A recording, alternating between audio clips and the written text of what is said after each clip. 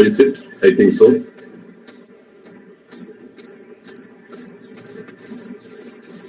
Yes, sir. Yes, sir. Okay. So, a very great good morning to all. Being in this platform itself is a great honor to me. I express my sincere gratitude to the principal, the HOD, the webinar coordinator, and Mr. Nizar especially, and the whole team who organized this, that also in a very short span of time. Personally, I to invite the international resource person, that is Ms. Saima, for joining with us. So we will be focusing on biopsychosocial aspects of psychopathology during this COVID-19 pandemic. Shall I ask, is it audible and clear? Yes, sir. Okay, thanks. So today we will be focusing on the biopsychosocial aspects of psychopathology especially during this period, that is COVID-19 pandemic. Before starting, I would like to use this opportunity to say a few words to my dear budding psychologists. I assume that the majority of the audience will be students from PG or either from PG or UG courses who chosen that subject, that is the psychology, which is a noble and stands separate from other streams. Why it is so? Why the psychology subject is a noble one and it stands separate from other streams? Because we, the psychologists, either directly or indirectly will be dealing with behavior, emotions, feelings, the total psyche, that means the mind of other human beings. That's the main noble underlying thing which I want to mention here. Either it will be directly or indirectly. Whether you are an academic-oriented psychologist aspirant or applied psychology-oriented aspirant, you will be dealing this thing directly or indirectly. If we see regarding the related to the academic-oriented psychology, those will be researchers, professors, lecturers. Those individuals will be molding the future psychologists. So they are also indirectly related with these handling of others, like I have said here. And if you are clinically, that means an applied psychology aspirant, then you will be directly handling these factors what I have said. And maximum chances are that you will be handling the clinical populations. So my humble request to these young budding psychologists to kindly build a strong basement or fundamental things now, so that you can build a strong building on that fundamental, on the basics in the future. Those who are clinically aspirant, kindly build those personality inside you, like empathy, empathic listening, and the application of scientific application of these theories which you are going to study now. Even though if you are not directly using these theories in your future, it is the core thing which will give you the confidence and strength for the future thing. So become that big tree which will be showering the shadow, the soothing shadow on others. Not that person who is sitting and sleeping over there. Become that way. Develop from each and every aspect. Kindly build your core personality features, including listening, empathy. There are so many core things, and make a strong fundamental theory base. Even though suppose it will be might be some little bit boring too, but build that passion inside you. Whether you are focused on academic related psychology or applied related psychology, academic or applied both. So kindly, it's my humble request for you, develop into a big tree that showers a soothing, smooth, empathetic shadow over others. So now we will come to our business. I assume that after finishing of this, my presentation, you will be able to absorb the aspects of biopsychosocial and the application of this BPS in this current scenario. We will move to forward. Everyone knows that psychology from various schools, starting from the structuralism, functionalism, Gestalt like that, from various schools, the psychology absorbed various perspectives, which again has been formulated into several models, and again this model has been formulated for the implementation or the intervention for the needy persons or the needy population. So starting from the structures itself, it's a interrelated, mixed, integrated, eclectical, we can say. So like that, the biopsychosocial perspective also came into existence by absorbing factors from physiology, then neuroscientific perspective, from the domain of social cultural perspectives, then it came to the existence as a BPS or biopsychosocial model. Whatever the factors, co-factors, the perspectives which will be covering inside the BPS, it will be having a root into biology, either biology or physiology, then psychology, then sociology. And we will be focusing these aspects on psychopathology. Kindly someone is presenting, so I think. So this will be, then these BPS aspects will be looked forward into the psychopathology during this pandemic situation. This is the main target for me, and we will focus on this. So continuing forwarding to the aim, just let's have a brief look into the outbreak and the pandemic. Hello? Is it audible? Shall I continue? Yes, sir, you're audible. Sure. So, we, from the last 5-6 months, we are very much familiar to the term pandemic. First, we will have a brief look into what is pandemic,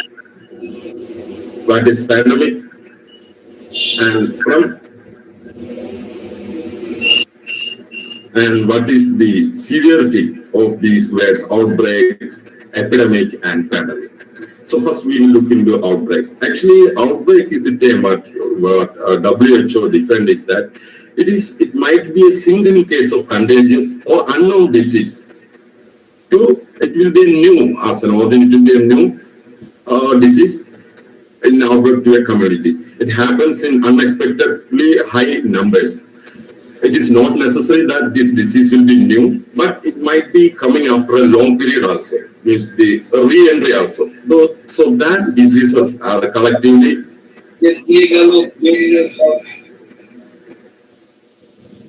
so that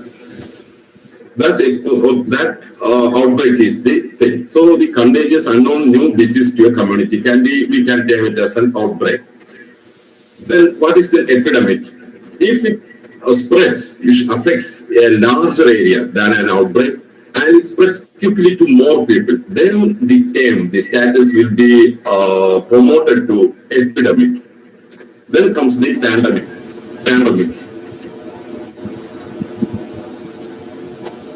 Kindly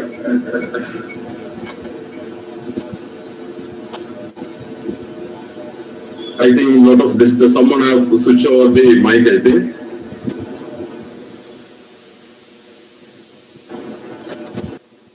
Okay. So the pandemic, the higher most severity will be, the outbreak will be spreads to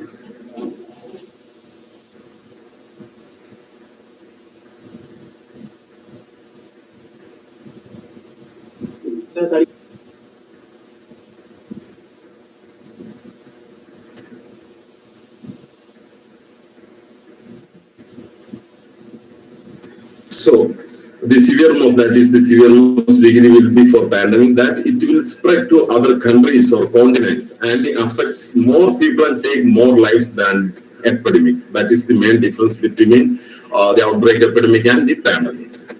Sir, Now we will move. sorry to Uh-huh. interrupt. Your presentation is not visible. Okay.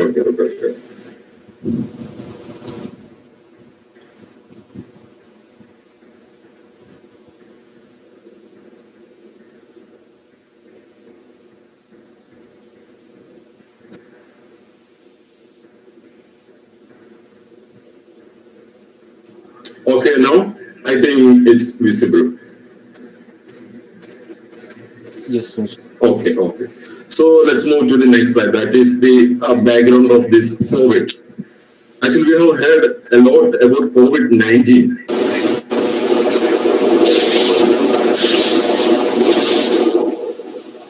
Actually,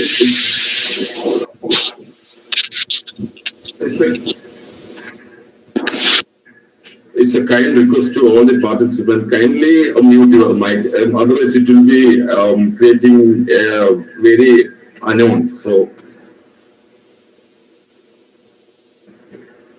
okay, we will go to the background of COVID. So, Participants, please ensure that your audio and video are muted so that we can have a smooth session. I repeat, participants, please ensure that your audio and video are muted. Thank you. okay, thanks a lot. So, basically the coronavirus, this COVID is a novel coronavirus, is zoonotic in nature. That means it is transmitting from animal to human, then human to human. So the first outbreak, or that was not a pandemic up to level, it is epidemic like.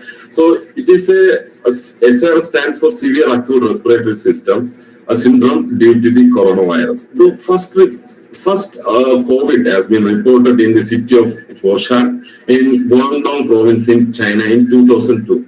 But it was not that much of pandemic in nature, and the result, even though the cause route is not so much proved, but several researchers have been elicited that due to the civet cat and the raccoon dogs. From that animals, this means this spread started from these two animals. And again, the COVID has been reported at Middle East, that is in Arabian Peninsula. It has been termed as MERS-CoV because Middle East Respiratory Syndrome Coronavirus. And it was only declared as an outbreak because neither it has been transferred to other continents. It has been inside the Arabian Peninsula only, and not so much persons have been suffering. So the main reason for that was it has been transmitted from camel. So these the things, these are the if we search the history background of the COVID, this COVID virus, coronavirus, these are the two things. Then just we will have a brief look into the COVID 2019 pandemic and the stages from where it stands now. And actually COVID-19 means it as the outbreak as an unknown pneumonia started from Wuhan city. It's a fish market, seafood market at China. And due to that, the outbreak started from 31st December 2019. The first case has been reported.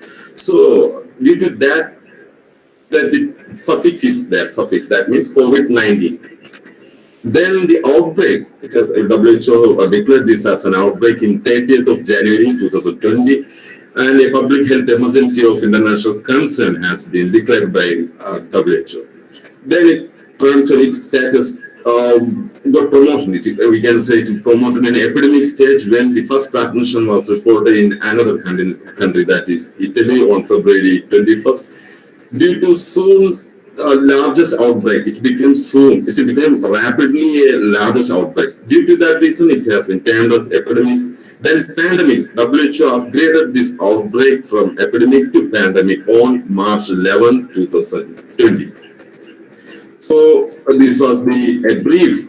I am not going that much to the COVID symptoms and all because I know everyone are so familiar, will be familiar with the symptoms and the level of the acuteness, everything. So I am moving towards our next variable, that is the psychopathology.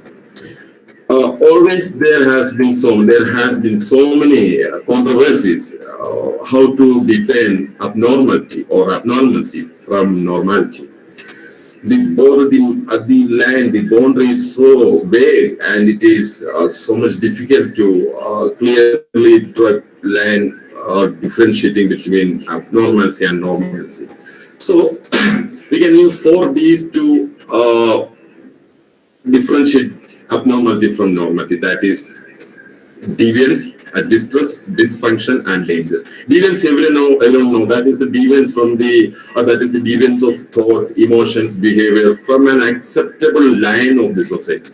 Suppose if we say that IQ is having a mean, suppose we're taking a mean as 80 and standard deviation as a 50, then that is the acceptable in a society. Suppose if for an instance, if we are taking depression, then the helplessness, the cognitive triad, that is hopelessness, helplessness, and worthlessness, will only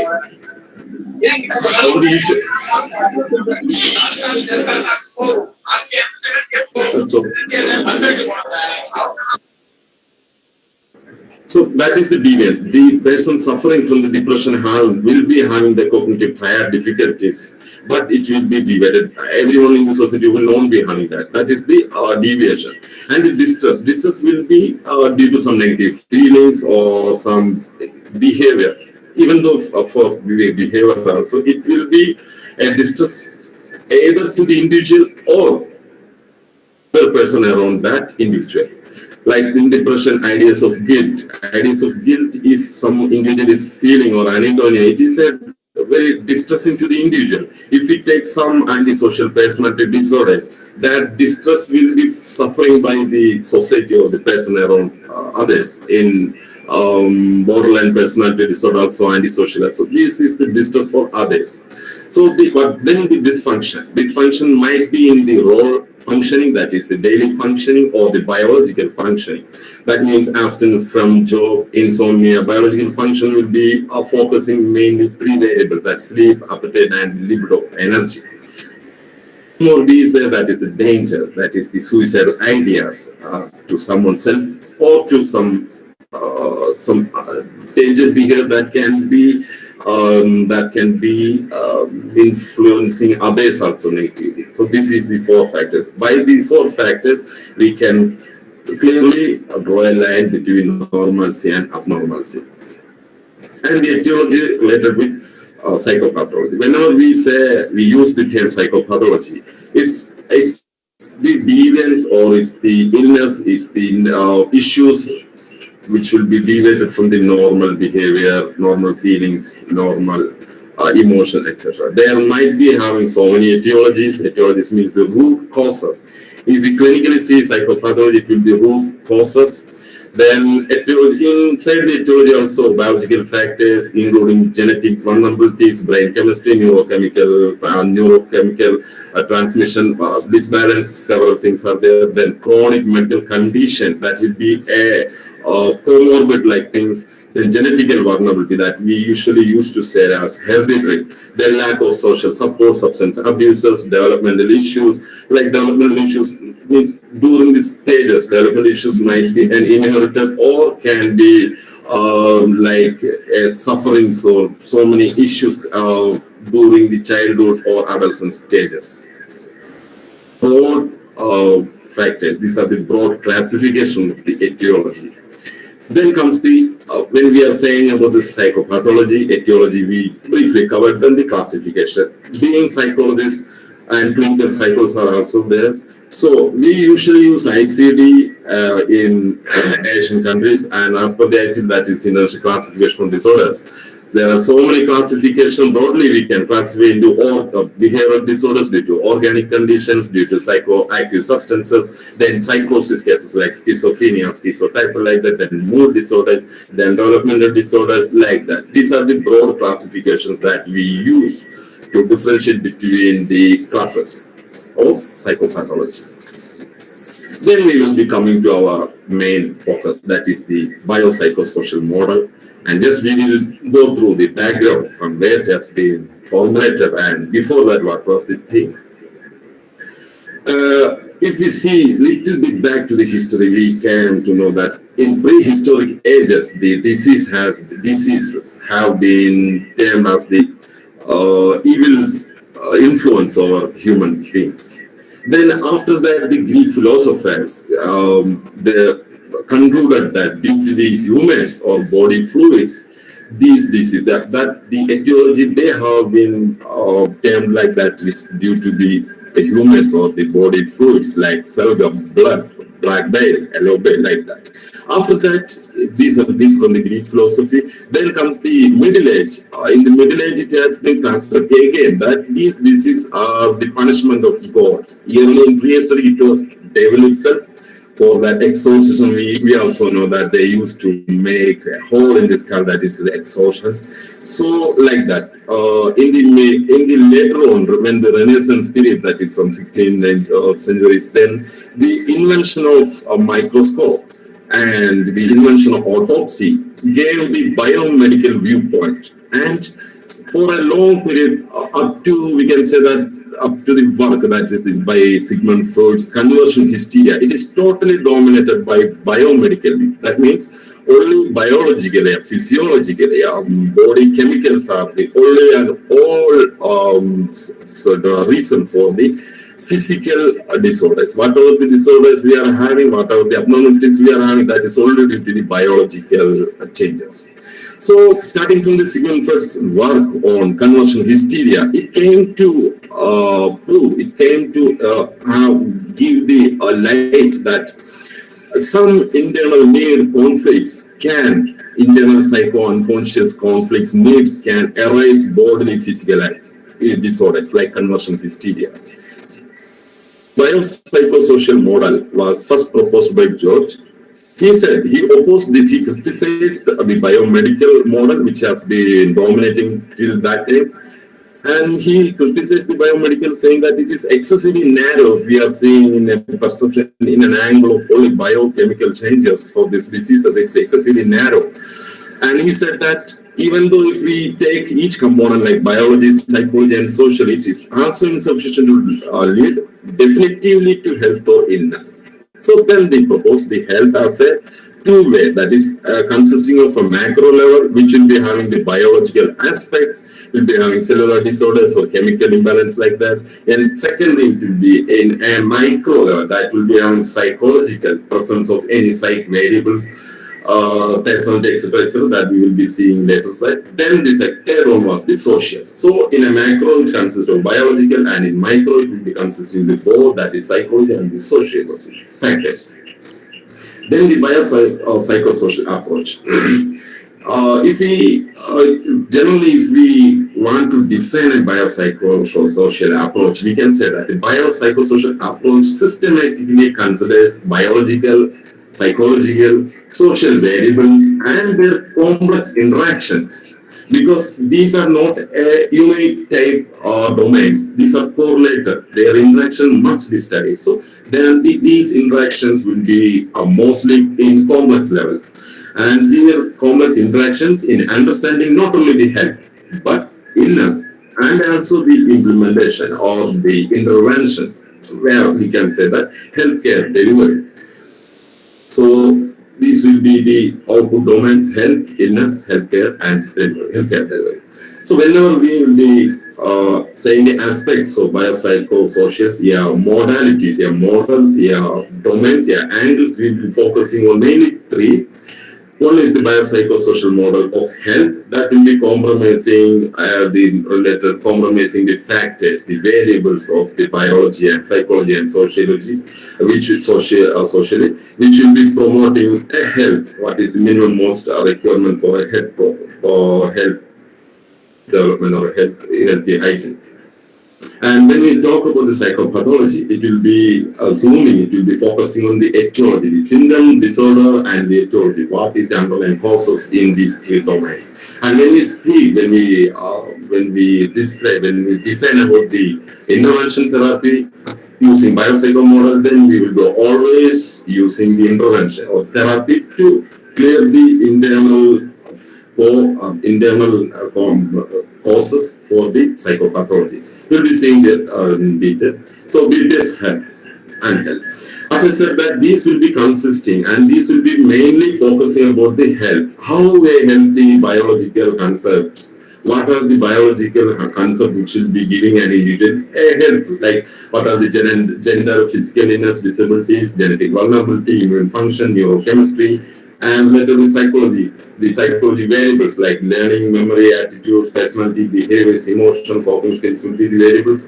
Then related to the social,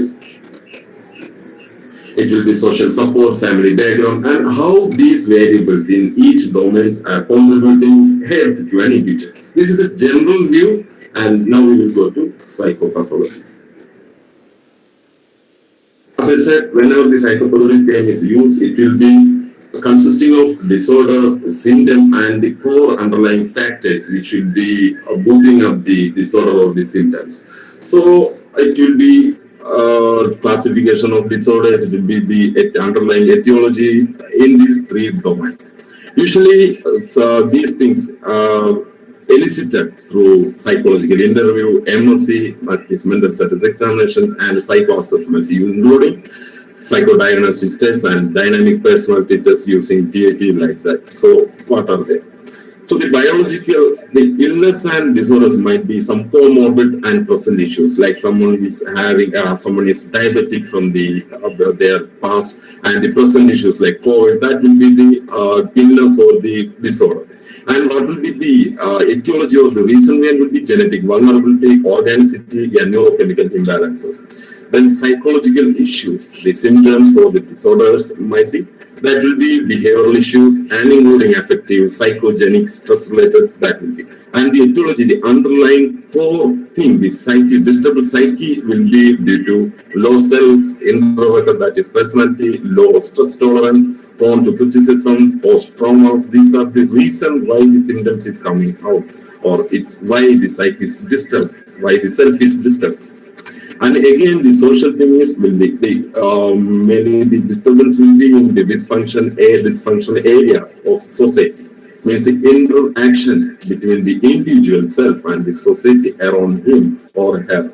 And mainly the approach, if we see that the due to hostility from family, society, that we term as expressive emotions, that hostility, criticism, emotional over-involvement, like that, things will be the core cause of the social dysfunction. And sometimes the individual will be having a less acceptance for the social health, and practically, physically also there might be no support and some social stigma, especially in this pandemic situation.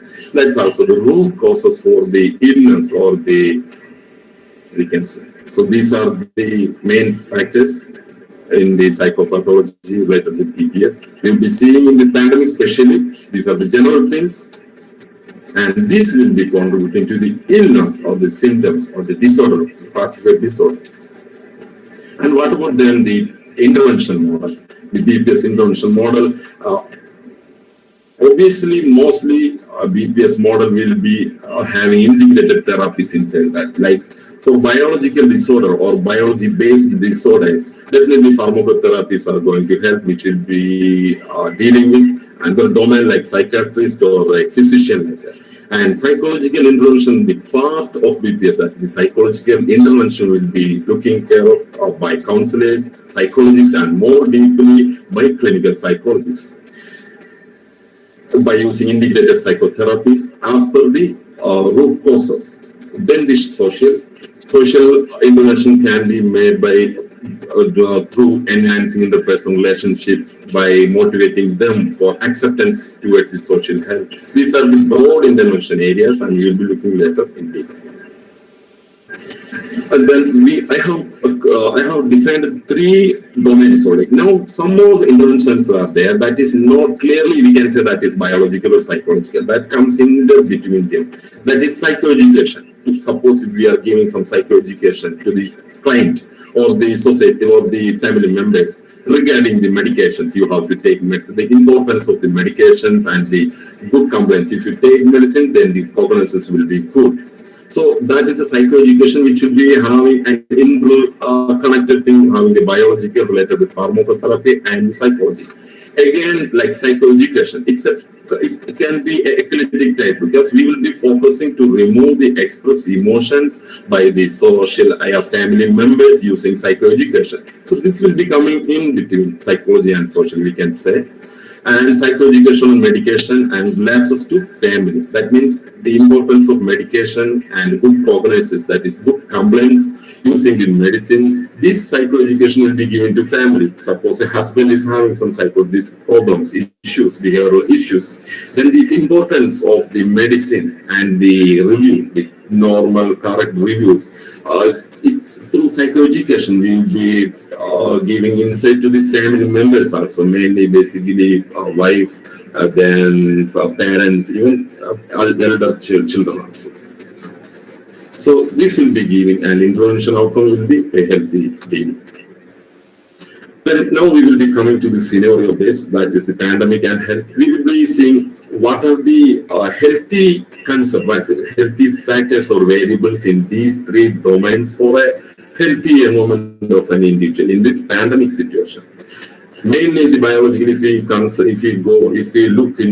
go forward into the biological aspects, basic bio needs must be fulfilled. Psycho-hygiene, free from diseases, including this social distancing, hand washing, whatever it will become considering, these things will be covered, and correct medications, availability and regular follow-up. That means if a person, this is related with the current pandemic situation, how we can prolong with a healthy atmosphere or a hygienic atmosphere during this pandemic, that we are seeing in three angles. So correct medication availability, regular follow-up means if they are already premorbidly, means preoccupiedly with some disease like diabetes, they are prone to cardiovascular diseases, they are prone to some other diseases, anything. So the review of that diseases, correct medication, regular checkup or follow-up must be there, and some demographic variables are there. That means due to this, if we see in this pandemic situation, the age category is so vulnerable. That means below 10 and above 54 or 60. So these are the things which we must focus for a healthy survival in this pandemic situation. And psychologically, the personality itself means it's a main factor how the personality is. Attention-seeking personality, addictive personality, so many things are there. So positive personality, not the personalities, coping skills, stress tolerance and resources. These are the variables which we can utilize for a healthy profession. And from the social angle, support them, society, safety and security, and right information. Right information. Because we know that we are having so many anticipatory behavior to know the information, to know the status of COVID, death, like that. So, and even media is also utilizing this scenario for a very for another purpose. So we must accurately right information. These are the variables from three angles to be healthy and positive hygiene. Then we will go to the psychopathology, pandemic and psychopathology. We have discussed here what is a little bit that what is psychopathology mainly means, and what are the psychopathology, what is the angle, these domains and the three domains and the psychopathology. Now we will see as per the current scenario. Biologically, if we see what are the illness or the disorders or the symptoms, mainly the symptoms, we can see mainly the COVID positive infection, virus infection, and premorbid conditions. These will be the illness or the symptoms. So premorbid conditions, I earlier said, a diabetic patient or cardiovascular related patient have been tested positive as in virus COVID test, then it will be say biological psychopathology. And if we see the etiology, means the underlying causes might be genetic vulnerability, the diabetic patient having genetically loaded the diabetic care issues, and the premorbid health condition also. So these are the biological psychopathology related to this scenario. Then we will see more into psychological. What are the main means the issues or the symptoms of psychological symptoms that we can see in this pandemic? Is the irritation, impulses, anxiety, depression, fear of death, suicidal ideas. Behind that same thing, the psyche, why the core root cause. Psychological causes might be due to low self, means low self variables like self-efficacy, self-worthiness, self-esteem. like that. These are the self-variable and personality like introverted personality due to some low stress tolerance, need and trust conflicts. These need and trust conflicts are some little bit psychodynamic in nature, which we will be eliciting through like psycho assessments like TAT and all.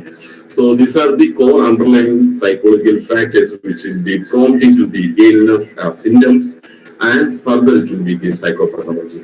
So poor coping skills, cognitive distortions, prone to criticism. These cognitive distortions, as being psychology students, everyone would be familiar that whatever the distortions like magnification, like generalization, zooming, that these are the cognitive distortions.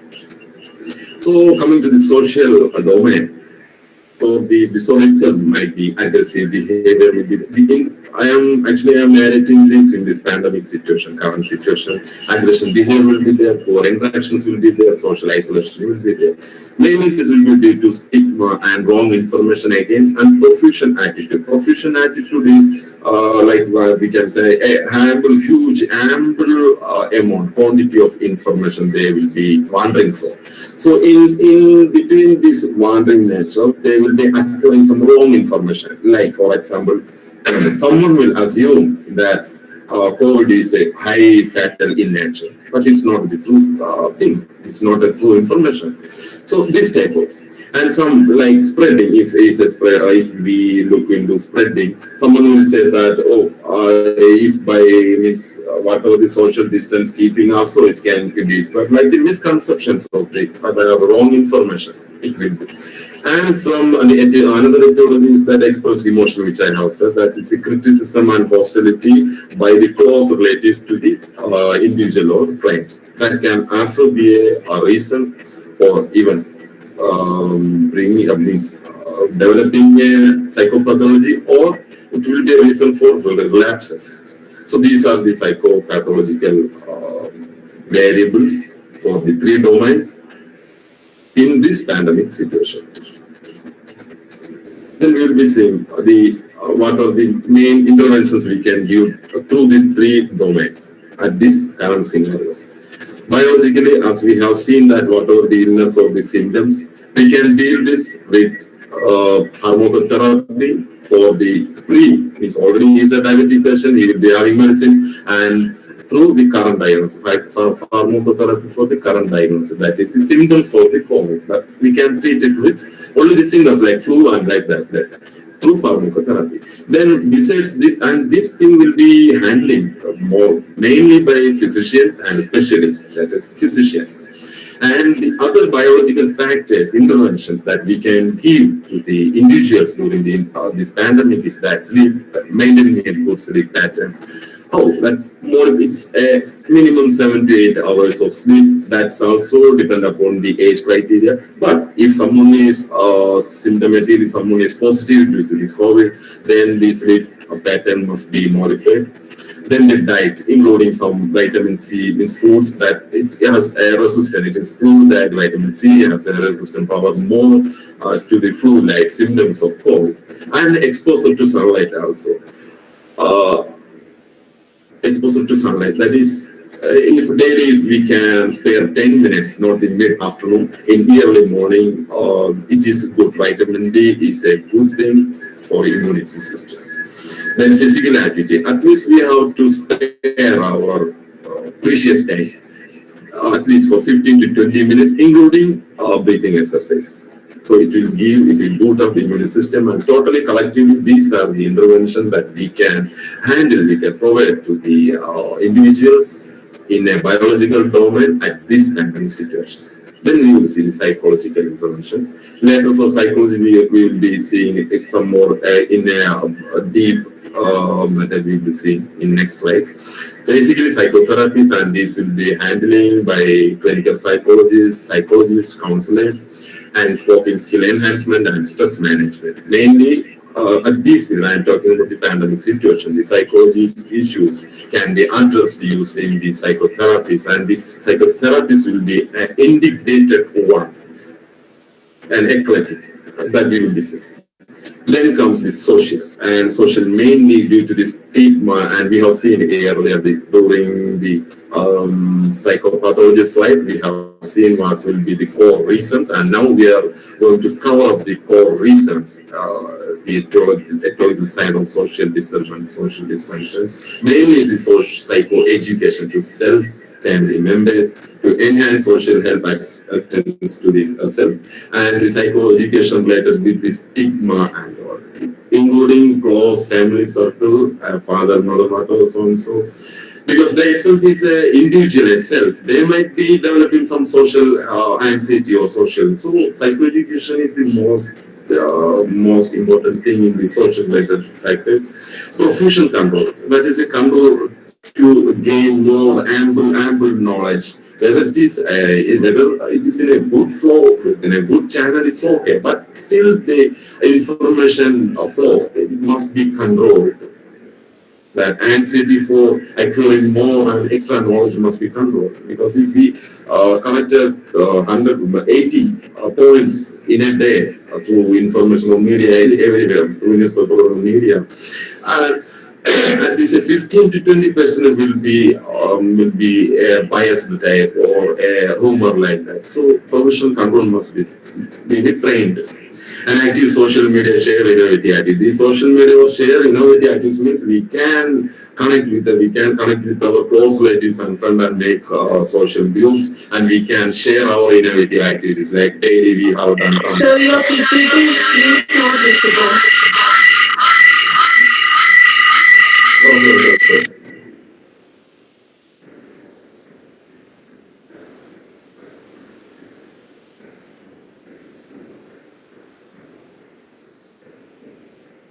Is it clear now?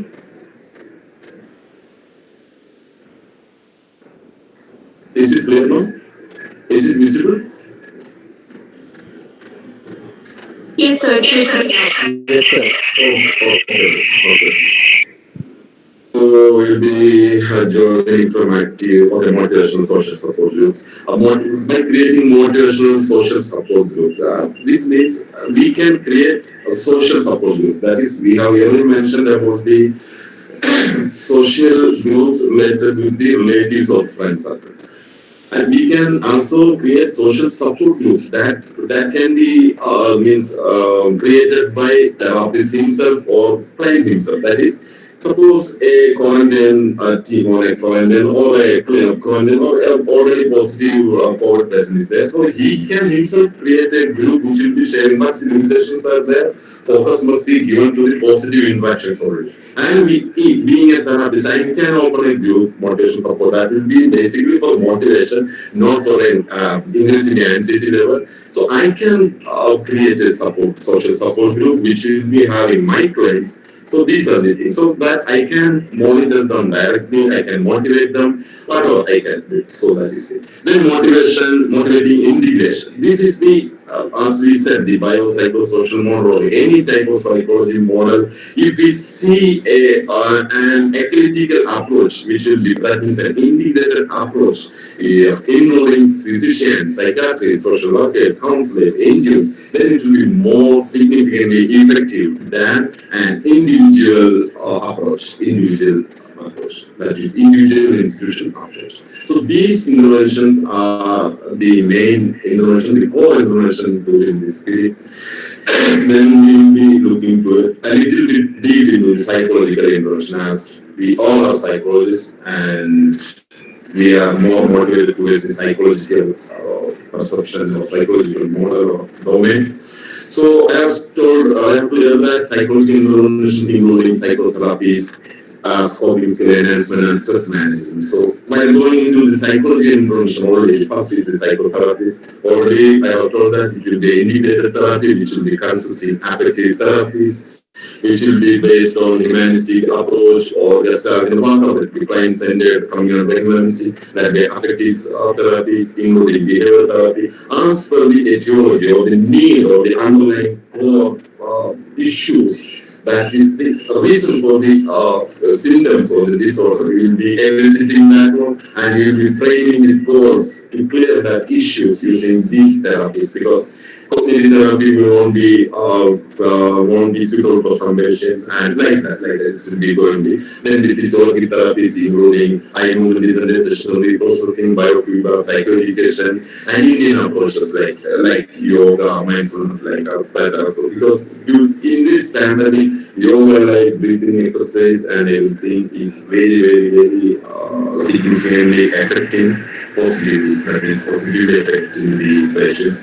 So these are the psychotherapies. Then coming to the coping skill enhancement. Enhancement can be done mainly. Actually, you all know that we are having defense mechanisms, and defense mechanisms have both. Or we can enhance them with mature defense mechanisms, mainly using sublimation, alcoholism, humor, asceticism, and suppression. We don't know, so let's go immediately. Sublimation, channeling on frustration, nature, etc., into a positively social acceptable behavior. These things we can taught them indirectly or by giving insight, or there are techniques to handle this thing. If we are facing some problem, we can also adapt this thing. So altruism, experience high, this period, open, vicarious pleasure by serving others, constructively. This is also a good thing. If you are feeling some bad feelings or negative feelings, you can do this thing. Then humor, without hurting others, always express your feelings without hurting in a pleasant manner. Asceticism, gratification derived, like assigning moral value to some specific pleasure. Because in this pandemic situation, only pleasurable factors, it is not possible to occur or fulfill. So some pleasure that we are feeling that is not it's possible. So we can follow this Zen Buddhism means approach that asceticism. Suppression.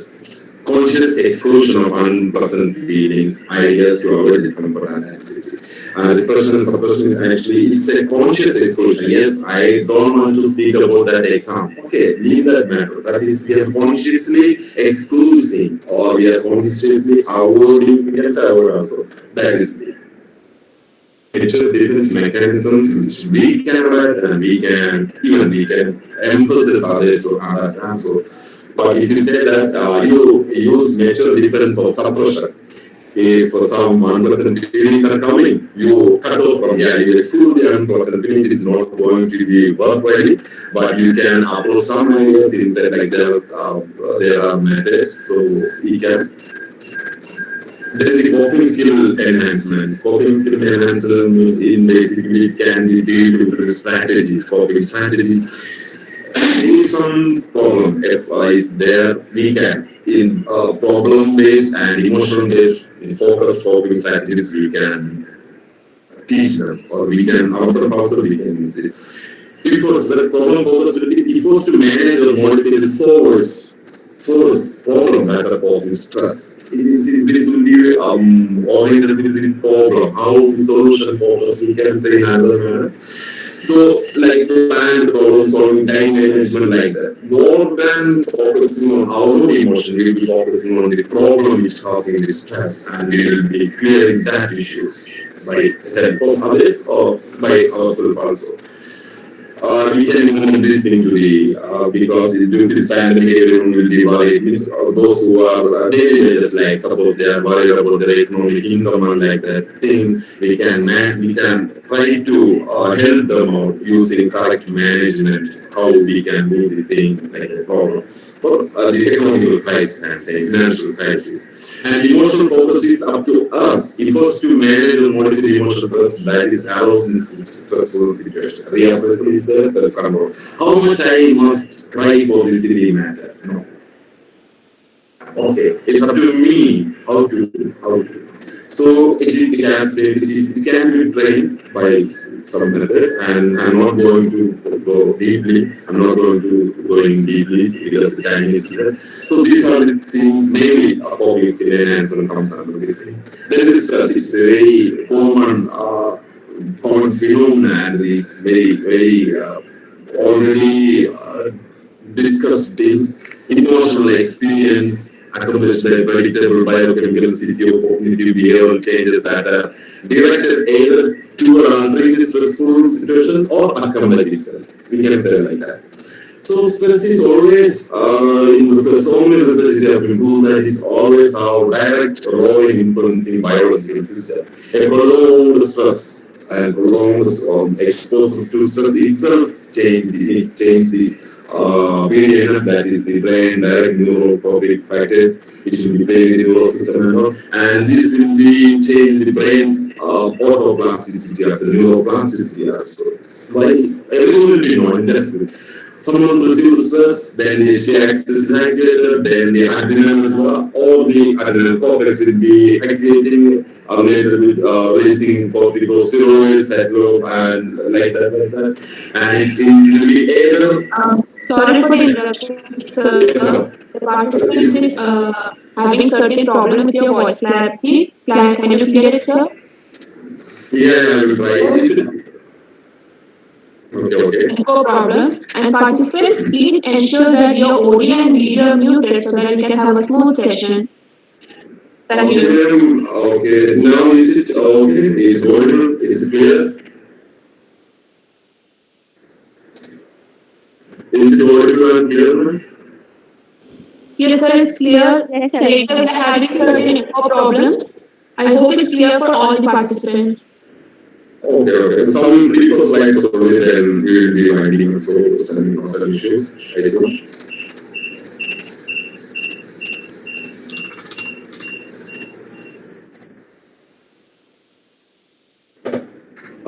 So by releasing the topics from the Medina or cortex, it will be working in two ways. Either it will be in a hyperactivity autonomic system, or it will suppress the immune system, which is a main factor, positive factor in the immune system. So this is the thing. That is just basically brief that how the biological system is going to get disturbed due to the prolonged stress. And how we can manage, like stress management, the newly do the things like CBS, like cognitive behavioral stress management, that will be mainly group-based approaches with blends, which should be again in a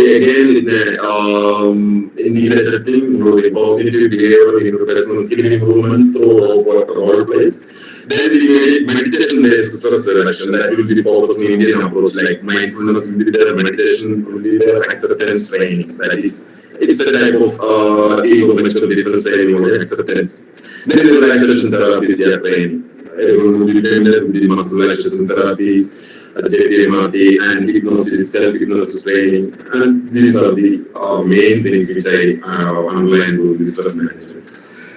Okay, let's have one case discussion, not discussion, a case study to down the things what we have shared to get some more little bit clarity about the BPS, that is biopsychosocial aspects on psychopathology and how we can do at this pandemic situation. So I took one case. Actually, this is an original case.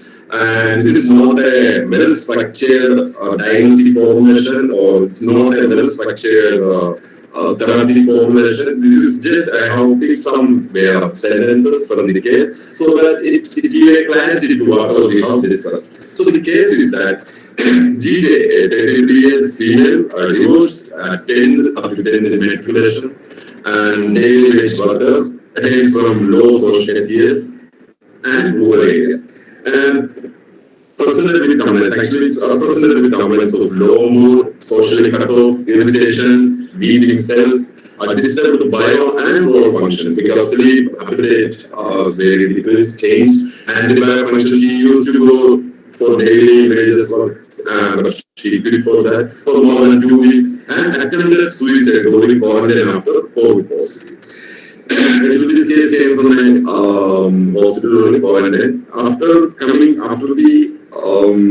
confirmation of the COVID positive, she attempted suicide by cutting her nail. So, from the history, we came to know from the family, personal and marital history, a sensitive of mood disorder, maternal aunt, disturbed childhood due to financial crisis, and expressed emotion like hostility and criticism by elder brother. She is having an older brother, and alcoholic abuse and domestic violence by husband. Because before divorce, still it emphasizes give a significant value point to our psychopathology. So that's why it's And from remote history, some history came to know that she's having limited social interaction and she used to go for a daily basis job, but she still haven't any, she's not maintaining any follow-on friendships or nothing, and special hobbies, nothing. That means she's a little bit introvert and no substance abuses or nothing like that.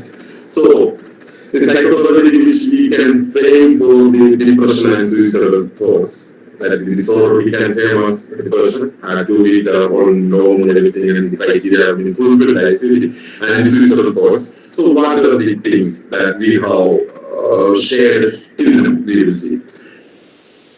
Biological perception, biological symptom is that she is positive to the COVID virus, and due to the genetic vulnerability, neurochemical, that the genetic vulnerability is that due to they have preloaded genetic factor from the medical on hormone disturbance that we can consider as a genetic vulnerability from her generator. The neurochemical imbalances, whenever the mood is disturbed, definitely the neurotransmitters like serotonin and dopamine and the biological circuit, the pathological circuit definitely might be disturbed, imbalanced either in releasing or in reuptaking. So that is the biological diagram that we can, that the etiology, that the root cause as per the biological angle. And then comes the psychological, the symptoms or the components of the problems are low mood, irritation, bleeding spells, deliberate self-harm, and suicidal ideas still is there in the content of thoughts, suicidal ideas are there. So after going through the psychoanalysis and TAT, we came to know the core, the psyche problem, the core issues, core root causes there, the self, low self, dysfunctional helplessness, worthlessness, hopelessness, need and conflicts were there, introverts, and no stress tolerance for coping skills, cognitive distortions, like the triad of depression. Negative self, positive way, features demanding, and the cognitive distortions, magnification, and the generalization. Still, the generalization in some aspects. So these are the root causes of these symptoms like low mood or comments, low mood, irritation, bleeding spells, fears, etc. Then the problems in the social domains are poor interactions and social isolations. And that due to, and that the psychopathy and the reasons in behavior of that wrong information, then she was so much anxious also. And later it converted, then it belonged to a depression like that thing. She used to take wrong information from near relatives and maybe from neighbors. And her belief was that after getting positive to COVID infection, it is her preoccupied thought. Here she is preoccupied with thought that it's a fatal, highly fatal. COVID means death is the end. It means helplessness, worthlessness is end. It's end. The cave, and the cave is showing only black light, not a single light from the other side of the cave. And the explosive emotion that is hostility and criticism from her elder brother, and low, obviously from she belongs from a low social economic status. So these are the psychopathology which we are framed and work with interaction, intervention. And they are having 3 domains, as I have told: biological, psychological, and social. Then so, we will be framing goals before any interventions. We have to achieve the goals. So, biologically, symptom relief will be the goal, and psychologically, and biologically, symptom relief will be the goal, and definitely, methods will be medications for the COVID symptoms, like food, anything like that. And if the physician or psychiatrist feel that because she is now moderate to severe depression level, but not having any psychotic symptom, but it's up to psychiatrists whether most of the days like lithium or whatever, if it will be administered to her, then psychoeducation for self and therapy from psychologist side. That means why psychoeducation, how to educate her with the disease and if medicines are prescribed, then the importance of the medication, the review, and the good prognosis of the good compromise. Then psychologically, risk goals are restructuring the cognitive distortions, enhancing self-variable and promoting mature defenses, and enhancing coping strategies, especially, and the methods we will come to how we can support with for depression and anxiety, cognitive therapy have been very well proved from the very old times that after that it is getting proved is very effective to change the automatic thought and the negative core belief. We can alter that and restructure the cognitive distortions. And the supportive therapy is just like a pre-therapy before the cognitive therapy, because someone is having depression and he or she is not at all accept or ready for a cognitive like therapy, then supportive therapy can be given in the first phase to build rapport also and to maintain the human status of the psyche, because not to further downgrade to the symptoms. And the psychoeducation, and it will be focusing on emotion and the coping strategy. It will be emotional focus coping strategy for more areas. And socially, the goal will be positive social interaction functions, prevent relapse due to expressing emotions. Social that will be given to the parent of family members. Good compliance with medication. So psychoeducation for self-design, access social help like that. It will be focused on social health acceptance and the importance of that. And related with the family psychoeducation, definitely express emotions, ignoring hostility, and criticism. And numerous researchers have shown that the express emotion among family members to the client causes lapses. Even though in medication also under medication and good prognosis also, it can cause lapses in individual. So it's a main point towards the family. And problem focus coping strategies for the low cases. How we can deal with the problem in this case? We have that she is divorced and she's having a child. How we can be the problem? How economical issues can be solved by focusing on the problem. So these are the information. I hope this is my last slide, and I will be giving this to another person who will be waiting. And the reference which I have used, and I think the question and answer will be later. So thanks a lot, and close my presentation. Thank you very much, sir. That was totally an insightful presentation, and we received quite a lot of information within the limited time. Thanks. Now, let's move on to the next session, and I invite Saima Komor, the professional psychologist, trainer, and psychodrama practitioner, for the presentation. Ma'am, please.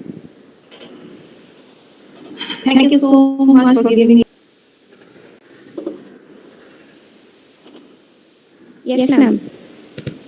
Okay, thank you so much. Now I'm sharing my to you.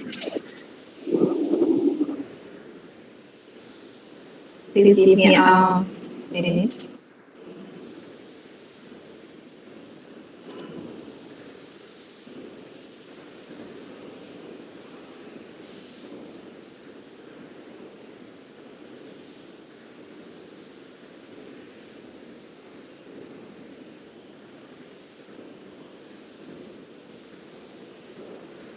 Can you see?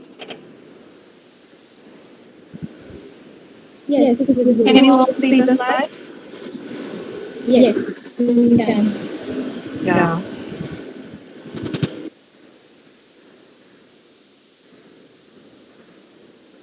Okay.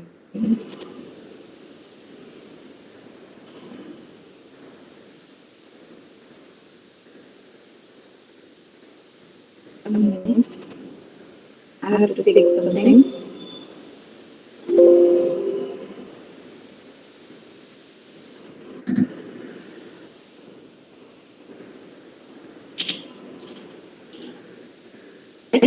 Uh, Already I have introduced myself. Now I'm going to take an hour for you. Want you to be attentive so that I can share my knowledge and experience with you. Help you to be proactive and insightful. So let's dive in. Today I want to discuss about mental health and suicide prevention during COVID-19 pandemics.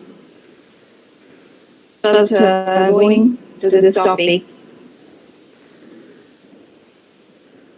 I I want to ask you one thing.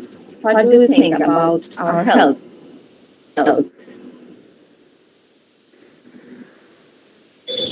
If we think about our health, mind first. Is it only depends on our physical condition? No. Hopefully, we will say no. Can notice that our thinking, emotions, and activities also have a great impact on our health. Easily say that only physical aspects do not define our health. Am I right? Right. Yes, Yeah. Yes. Okay. Then, if I'm gonna ask you, how can we lead a happy life? If we have a sound health, is it add up for a happy life? Or if I'm gonna ask you, it is possible to have a happy life without a sound mental health? I think the answer will be no, because we all know that the combination of healthy body and healthy mind is a happy life.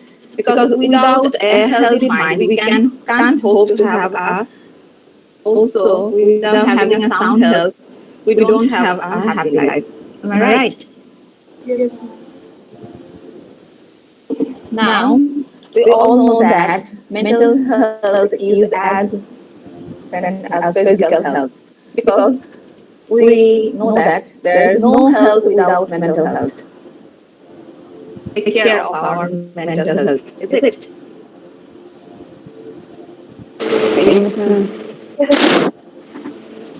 Then, what is mental health?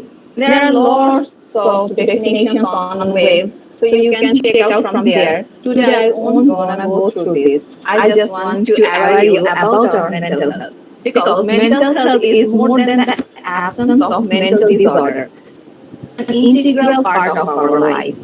So, WHO, there are lots of definition on the website of WHO officials.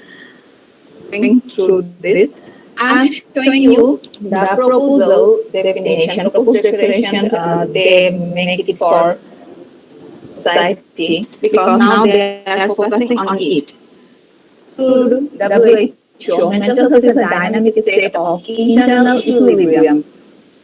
Individuals to use their abilities in harmony with universal values of society and social skills, ability to recognize, express, and modulate one's own emotions, as well as the emphasis on the others, ability to cope with adverse life events and function in social roles.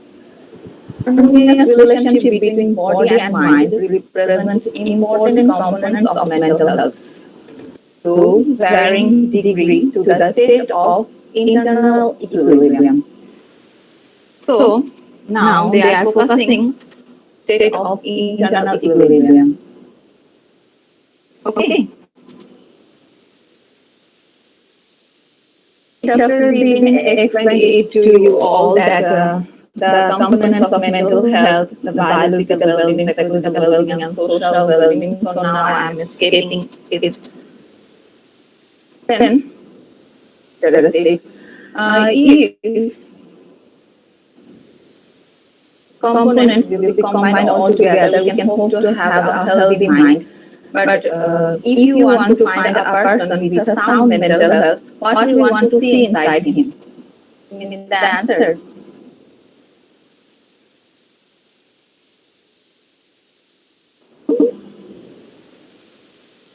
Yes, it is audible.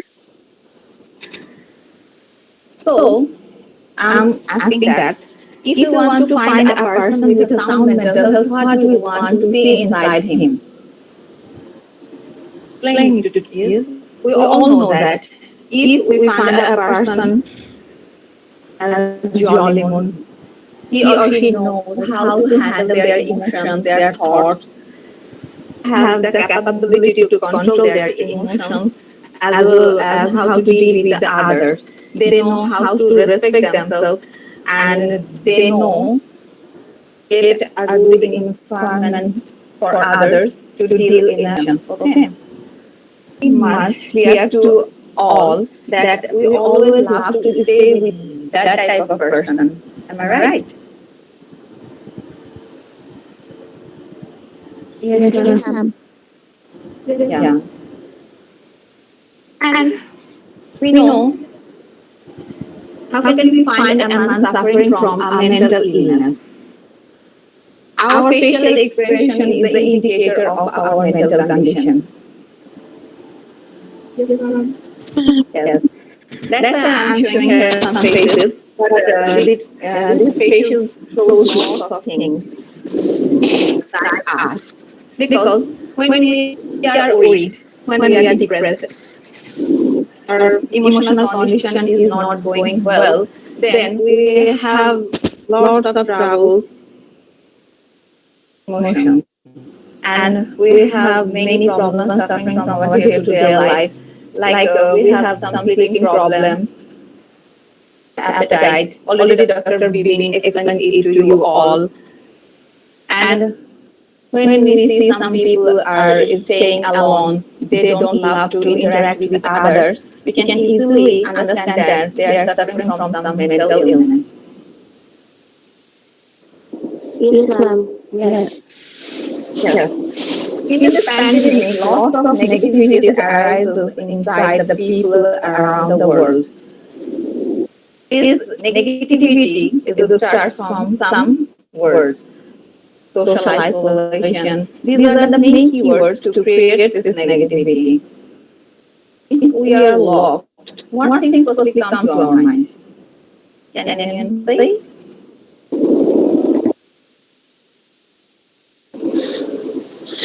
Mm,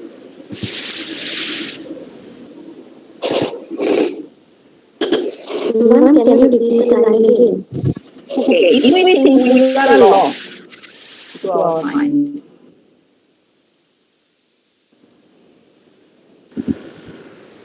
Lack of freedom and isolation. We are in the prison.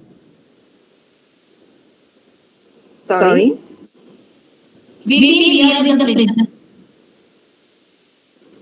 you're right. Thinking. These negative words create the negative emotions inside us. Locked, it creates negative emotions inside us. We are locked. We can't go out. We can celebrate with our friends. We can have classes. We can do any entertainment. And that's the thing creates the negativity inside us. And social isolation is the another word which also creates the negativity inside us. Am I right?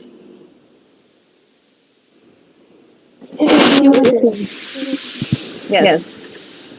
It creates the negativity inside us. So have to change our thought process. And that this lockdown doesn't mean we are locked because we are safe inside the room, inside our home, inside our residence. Am I right? Yes, ma'am. Yes. After going out of the home, because the virus is inside our home. And without the invitation, the virus couldn't come to our home. Yes, ma'am. Yes, ma'am. Yeah. That's why changing our mind, we have to think like this. We are safe at our home, but we are not safe. That's why this lockdown doesn't we are locked. We are in a prison. Can we start thinking like this? Yes. Yes, ma'am. Start thinking like this. Can we feel we are bored here? Yes, ma'am. Boredom is mainly the issue when we stay in the home. Yeah. So today I'm going to tell you lots of things. How can we overcome from this boring lifestyle? Okay. Yes, ma'am. Yes. Okay, fine. And we all know that family conflicts is arise in foreign research, we can see that 37% family violence is in this lockdown. And this is a very bad sign for us. Our build up in this pandemic, we have lots of time to spend with our family, but we are not doing this. We have negative feelings inside us. Am I right? Yes, ma'am. Ma'am, can I ask you something? Yeah, after finishing this presentation, you can ask me any question. Okay. Okay, ma'am. So, if we think isolated, we are in a locked situation, then negativity harms us. But we need not to think like this. We are free here inside our home. More time with our loving person, with our close. We can talk over phone. We can have video chats. That if this corona situation happened earlier, then what gonna be happen? Then we don't have the internet access. Then we don't make a video call with our loving person. Have the access. So why don't we think like this? Only the negativities, and we are focusing the negative things only. Family conflicts, the relationship difficulties arises in this pandemic. A great opportunity for us to improve social skills, our family bonding, and our personal skills also. Opportunity to take some courses on online. Those who love to do some creative works, they can have lots of time for doing this. We can also focus on our. Am I right? But we are not focusing on this. We are just focusing on our lockdown feeling, social isolation. They are the main causes of our frustration, depression. This is also the complications in this pandemic. That some people, lots of financial crisis, they have lots of crisis in their financial situations, and some people not pay their rent at home, so they are going back to the. In Bangladesh, lots of people who are staying in Dhaka, our capital city, jobless, and that's why they are going back to their village situation. But we should make a backup plan, and we should think their options. But if we think this is the end of our life, us to the suicide, and it will make us more depressed. So we should take care of our health as well as our mental health. Also, the physical problem arises in this pandemic. Some people are suffering from panic disorder. Some have, the obsessive compulsive disorder, and these mental disorders are increasing in this pandemic. Shouldn't be. If we think logically and we know the actual facts, that it's not going to happen to us. We can see some people who are smiling in front of us, but inside from lots of negativities. They try to pretend, but they are not. And this shouldn't be. If we know about our friends and family who are smiling, they have a fake smile on their face, we have to much more be concerned about them. Do you know him? I know we all know this guy very well. Yes, ma'am. This pandemic, the one and only incident that hurts me a lot, this is the Sushant Singh Rajput. Unreal death. And so far we know he died by doing suicide. Came to know from the media that he was suffering from severe depression. And depression is the main cause of suicide. Okay. You might have seen people who are willing to commit to a suicide, and there are others for whom it has already happened. Raises a question in your mindset, or you might have asked someone already that why is to commit to a suicide? Am I right? Isn't it come to your mind?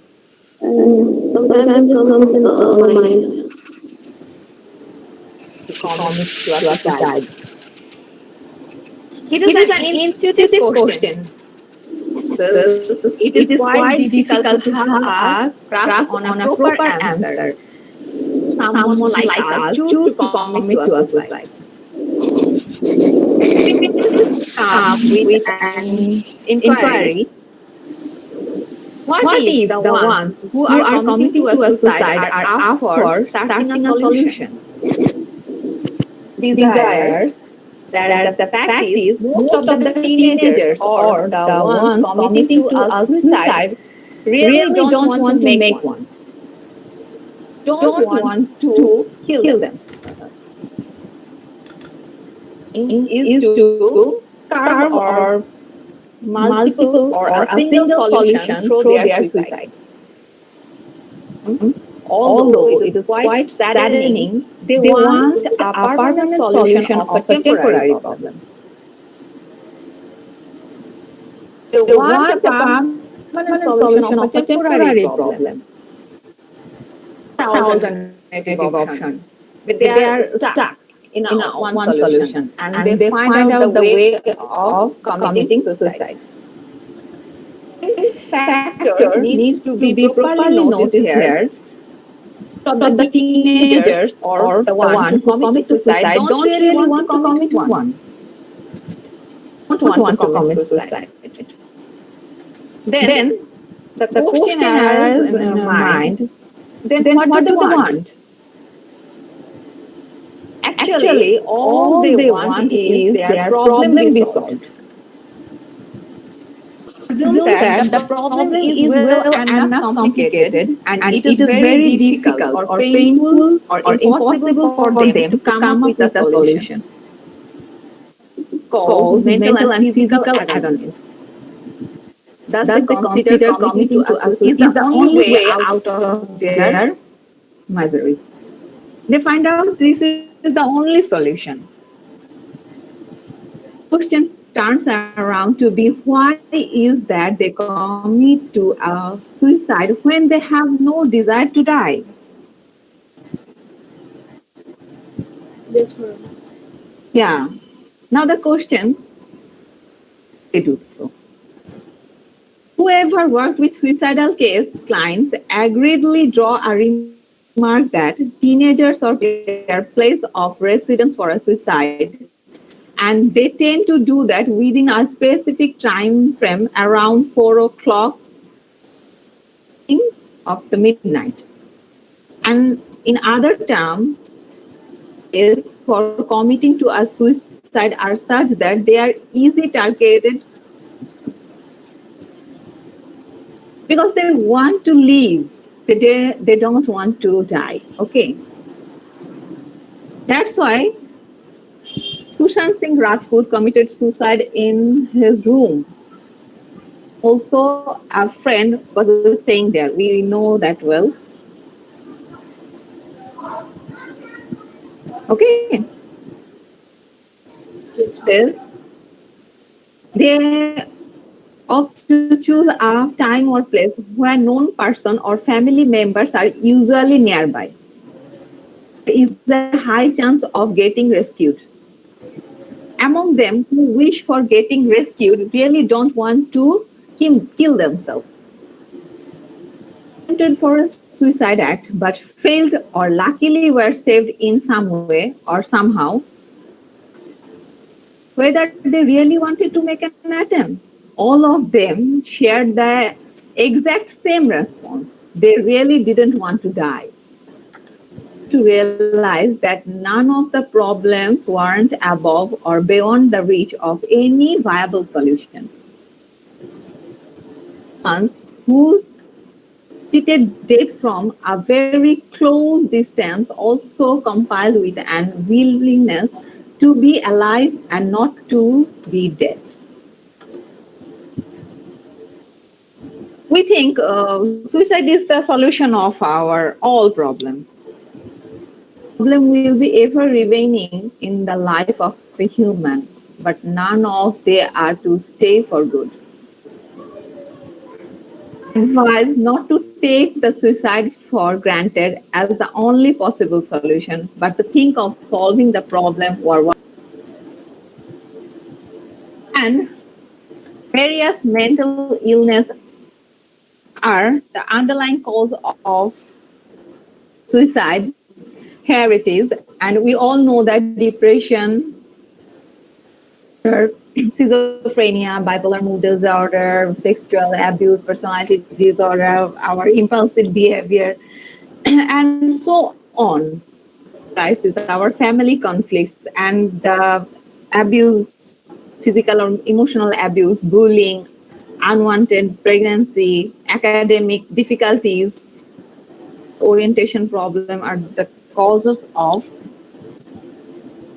the committing to suicide. We are committing to suicide only not this, but beyond this.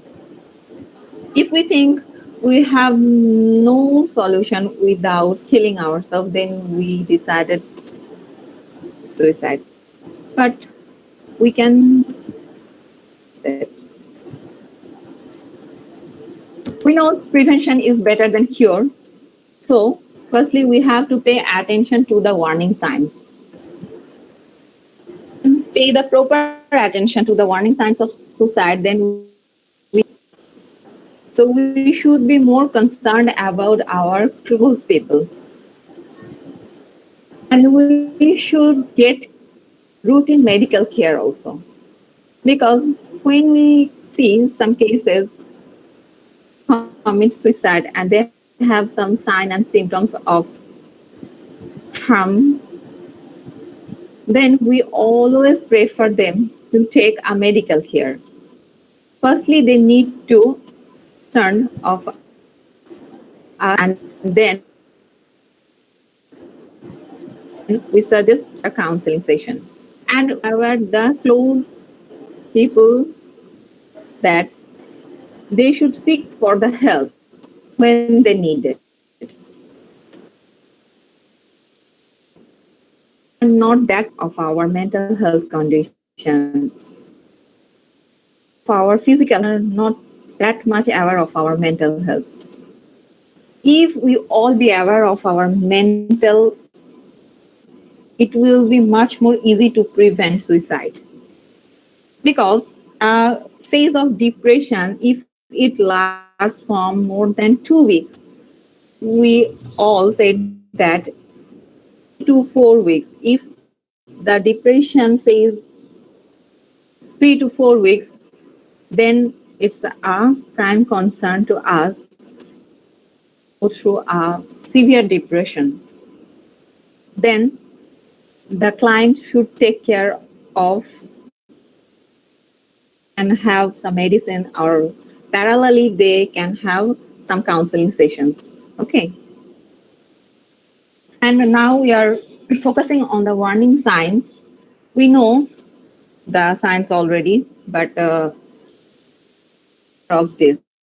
If we see our close person is in a low mood, to harm themselves, their anxiety level is increasing day by day, some changes in their behavior pattern, they don't like to take foods. Most of the time, very frequently, they become angered, they become hyper, or they are in a depressive they don't like to interact with others, they love to stay alone, then we should be take care of themselves. The warning signs, okay, because some people are not paying heads to their words. If someone is saying that I want to die, I have a shame, I'm suffering from a guilt to me, and I'm a burden to others. These are the warning signs, and these should be pay attention. And the feelings of emptiness, hopelessness, trapped, or having no reason to live, or more anxious, agitated, or full of rage are also the warning signs. And unbearable emotional or physical pain is also the sign and symptoms of suicide. And some changes in behavior like make a plan or reaching way to die, friends saying goodbye, giving away important items, and making a will. Oh, this is the last will from me. These are the warning signs. And taking dangerous risks such as driving extremely fast, extreme mood swing, eating and sleeping more or less, using drug or alcohol and some other substance is also the warning sign. Attention to this. And what to do? Second part, firstly, we know what we have to be. Firstly, we should be connected with these people and confirm them, we are with you or I'm with you for any kind of self-harm, and stay with them. Give them some proper time or quality time, and act like if you have some problem, call me immediately. I will be there. And these are the steps them to feel okay, someone is with me.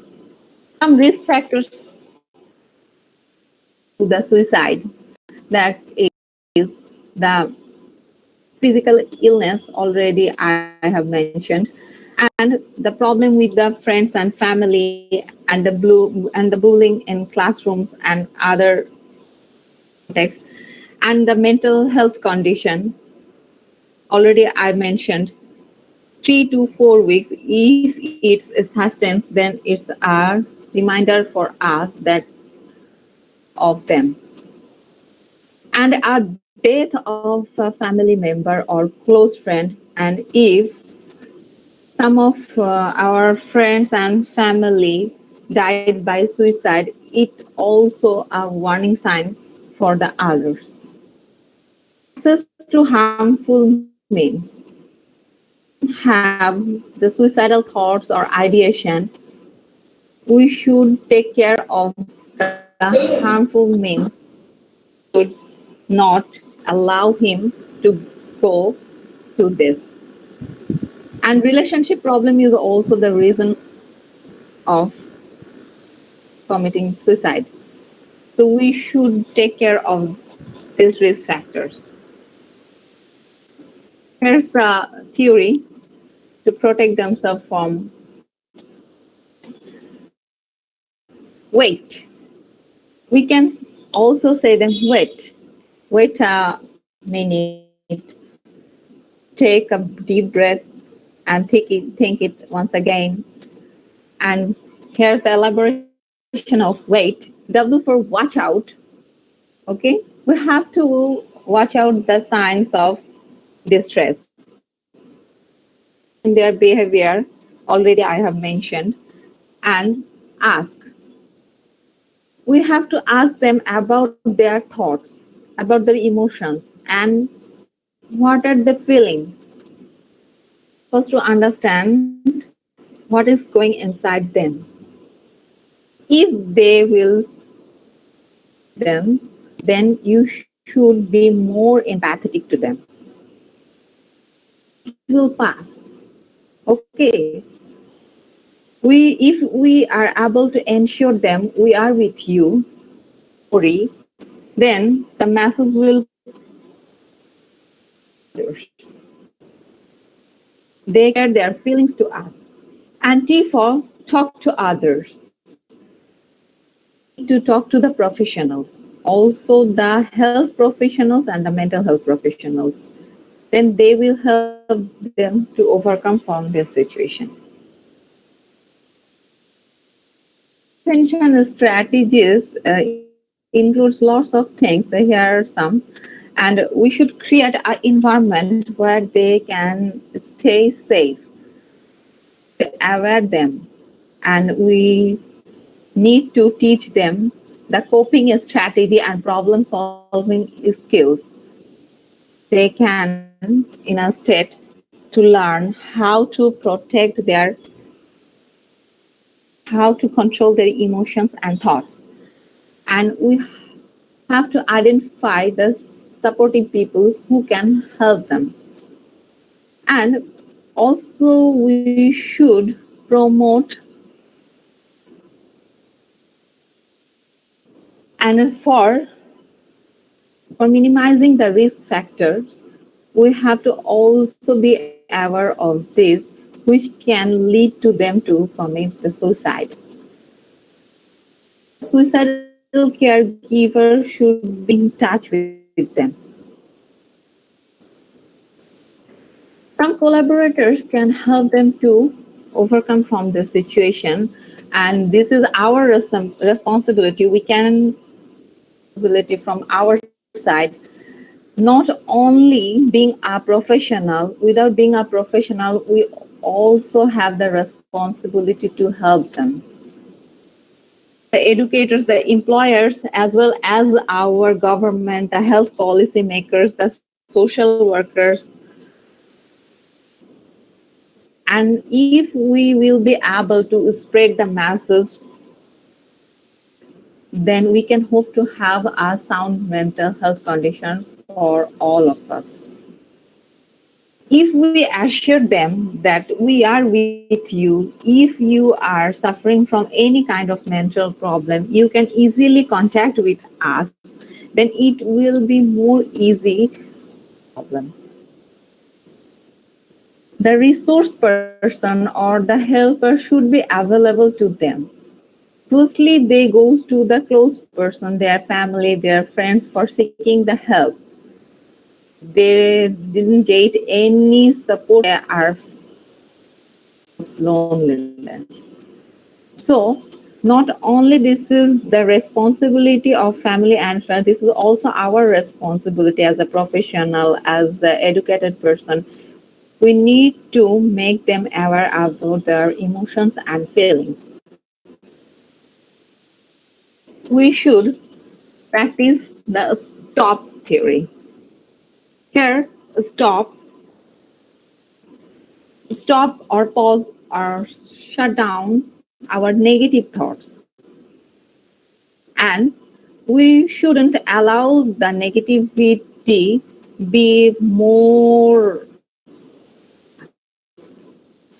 And then T for take a breath. And take a breath is not only means breath, it's in a broader sense, we can the relaxation, the breathing relaxation. This breath can help us to think it once again, and it will help us to rethink our thoughts. Take a breath and observe. For observe, and this is not only observe others, this is also observing our inner feelings, emotions, thoughts, and also we should be aware of others' emotions and thoughts. We see something going out of the natural way, then we should take care of this. Proceed, and we should proceed for the next step.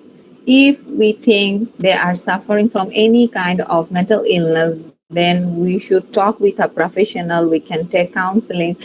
If this is severe, then we need to take some medicines from the psychiatrist. And social worker givers are also should be concerned about this. Okay. Taking care of our health is for be a sound health, and for this we need our daily life in a balanced way. We make a for this pandemic also, because in this pandemic we think, oh, this is not a routine life, we don't know what to do, and we are not maintaining our sleep pattern. Am I right? Yes, ma'am. Yes, ma'am. In this pandemic we stay awake at late night, Yeah, Yes, ma'am. ma'am. and already the students and also us have forgotten the early rising factor. Sorry for the interruption, ma'am. Problem with the PPT presentation. Can you clarify it, please? Sorry, The you didn't say it. participants are saying that the problem with the PPT presentation. Can you clarify it? They're saying You that the should see it. PPT is not visible. Isn't it visible? No, Is it ma'am. visible? No, ma'am. Oh my Saying god. that it's not visible yet.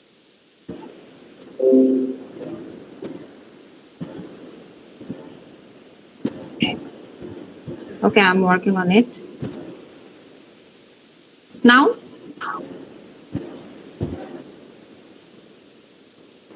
No, ma'am. No, ma'am. No, ma'am.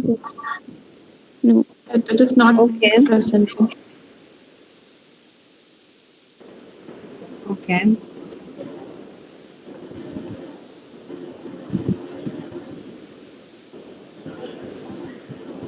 Working. Okay.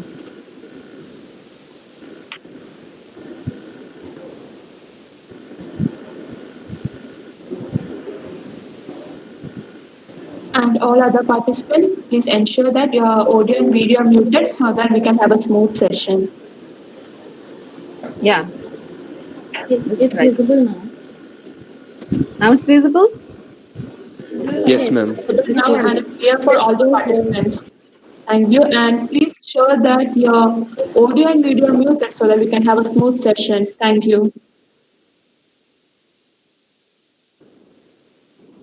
Thanks to all. Now is it okay for everyone?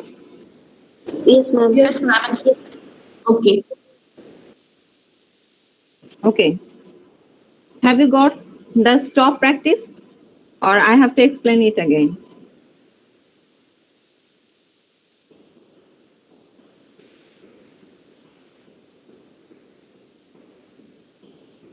Can you share?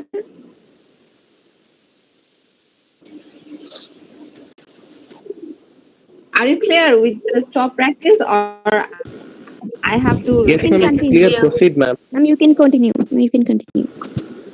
You Yeah. can continue the after that, ma'am. Okay, fine.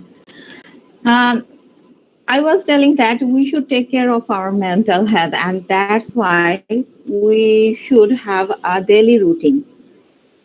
Pandemic, we should follow a routine. We have for our day-to-day work, and the students should also make a routine for their classes going out of the home. Inside the home, they can fix a time schedule for studying. This is my class schedule, and I will sit for a study in this. And this is our time of having lunch. This is time for our having breakfast. Then we will take shower and what will we do? And at 12 o'clock we will go for sleep, and at 7 to 8 we'll do this, and at 7 o'clock or 8 o'clock we will wake up. We can make a schedule for our daily works. Okay. And going monotonous, take a break and keep you busy in your favorite works. That will help you be sound. Like you can talk with your friends, you can spend a quality time with your family.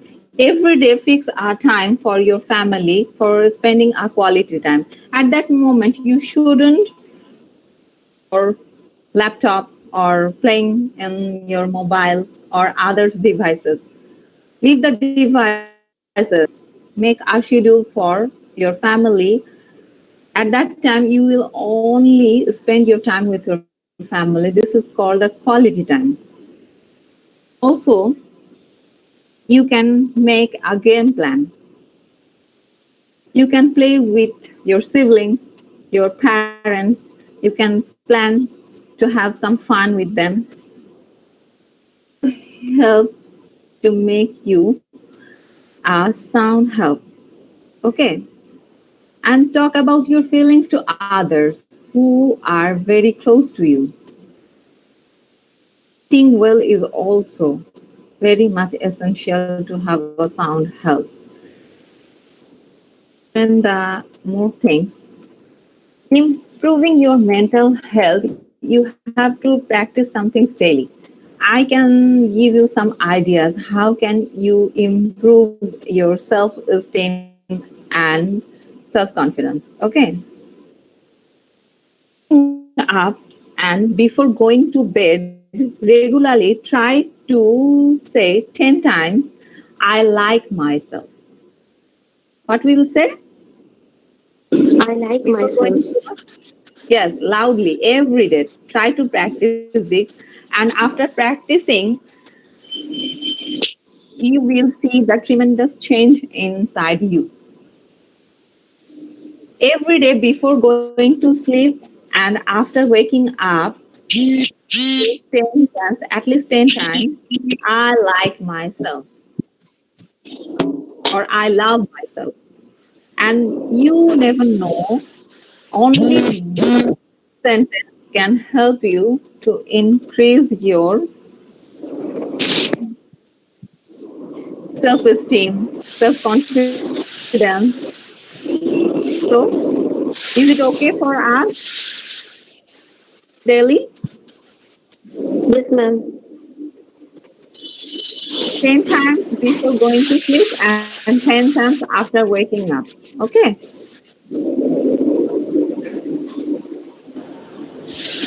Yes, We ma'am. can focus in this pandemic on our hobbies. If we love painting, then we can make a painting for myself, for my friends, for my family. In this painting, this will reflect our emotions. And that's why we have to concentrate on our hobbies. Play with piano, we can do it. If we love reading books, then we can read our favorite writers' books, books we can read if we love to read. Can we mute our microphone? It creates a noise.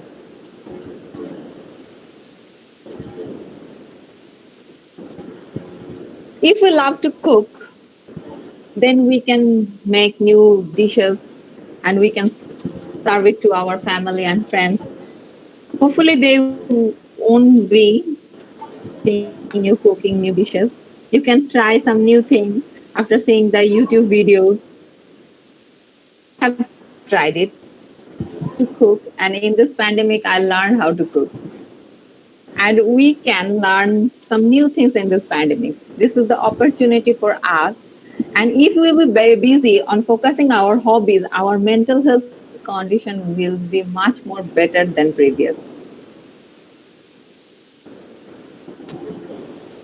Yes, ma'am. Yes, ma'am. So in this pandemic, we should focus on our hobbies. If we have some pets, we can spend some quality time with our pets. Doggy, if we have a cat, if we have a bird,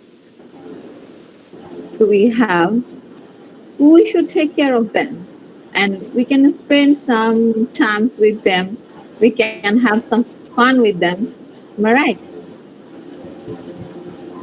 Yes, ma'am. And is also an essential part of our daily routine.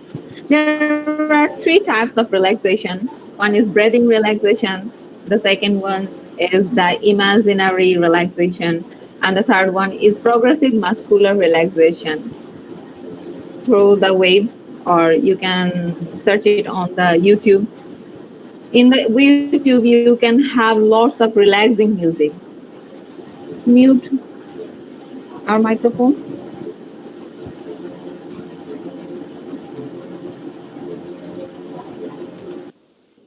Okay, thank you. Relaxation is an essential practice in our day-to-day life. If we regularly practice the breathing relaxation, to be more calm. And breathing relaxation also helps us to help because when we are taking the breath, the oxygen goes inside us, and when out, it releases the carbon dioxide from our body. So, relaxation is a great practice being relaxed. It can control our stress, depression, anxiety, and so on. Preventing the suicidal ideation, if we want to be more calm and quiet, and if we want to think rationally, we need to practice relaxation regularly, twice a day, in full tummy or empty tummy. Okay? We need to practice this twice daily for you can do this for the progressive muscular relaxation, or you can do the imaginary a beautiful place where you want to go, where you want to be, you want to be there, and you can imagine this by taking a deep breath and hold it for 4 to 5 seconds. Breathe out very slowly. Okay. And this practice will help you to be more calm and quiet, and it will release your stress, depression also. And mindful meditation is also an effective way focused on your present work.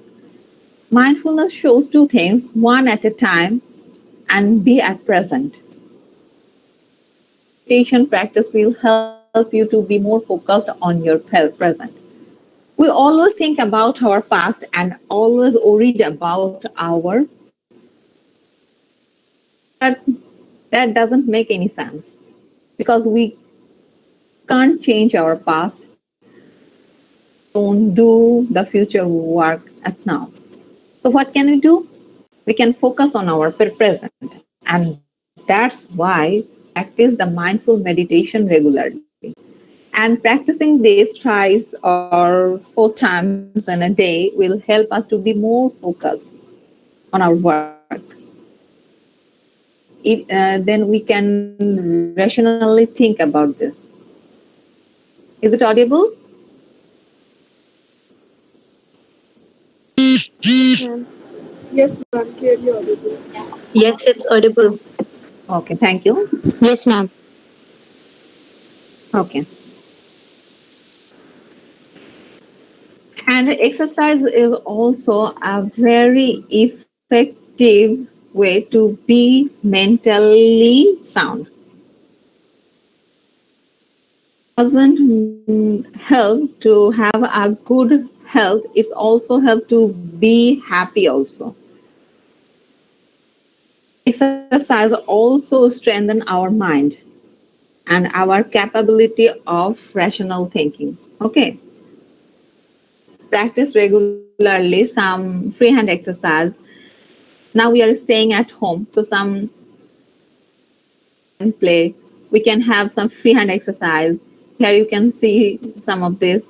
We can practice this in our home. Exercise will also help us to be mentally strong also. Okay.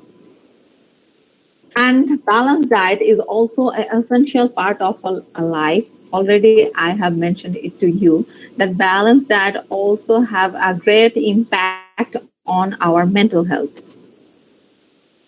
If we regularly take a balanced diet, it will help us to have a sound mental health. We've been explained it a lot to you, so I'm not going through it. There's a note of a client, and in this note, we can see is feeling blessed after having a session with a therapist, and he overcame from a suicidal. Now I'm going to share a case study with you. This is my personal experience, and hope you can have some ideas of the necessity of taking counseling or psychotherapy for preventing. Okay. Here I'm going to share. I got a suicidal case in this pandemic.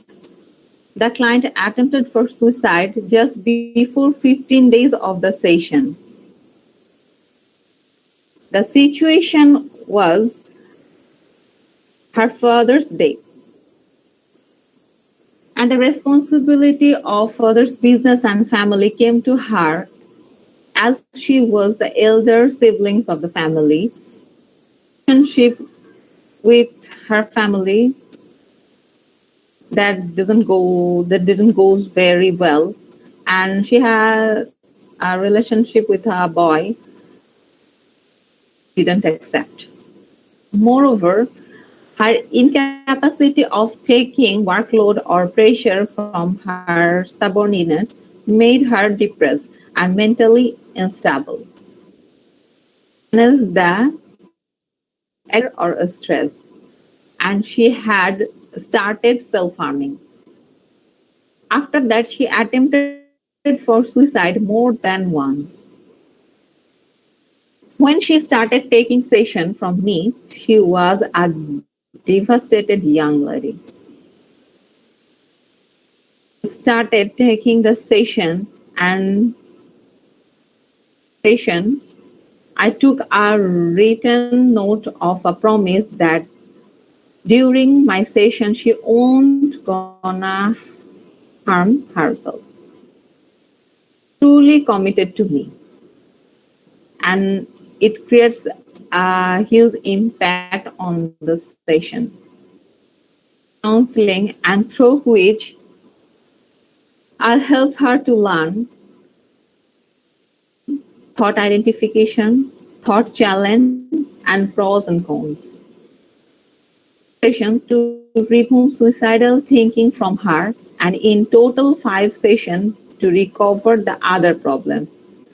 It was a successful case, and till today she is in follow-up session, happy, and she deals with every situation very positively. So, what's the major takeaway from this case? Can anyone share? I'm sharing it to you. Is it audible? Yes, ma'am. Okay, Yes, ma'am. fine. In this case, we can take that any suicidal case can be solved if it is handled properly. You can take commitment of no harm, and you have to take them, feel that you are with them. Listening, respecting emotions, and feeling also that we are with you or I'm with you, I can understand your emotions, your feelings, and in which situation you are going through. The psychological tools and techniques must be implemented and applied with the caution and sensibility. Protect them from self-harming. Am I clear? Yes, ma'am. Okay. So now it's time. Have any queries?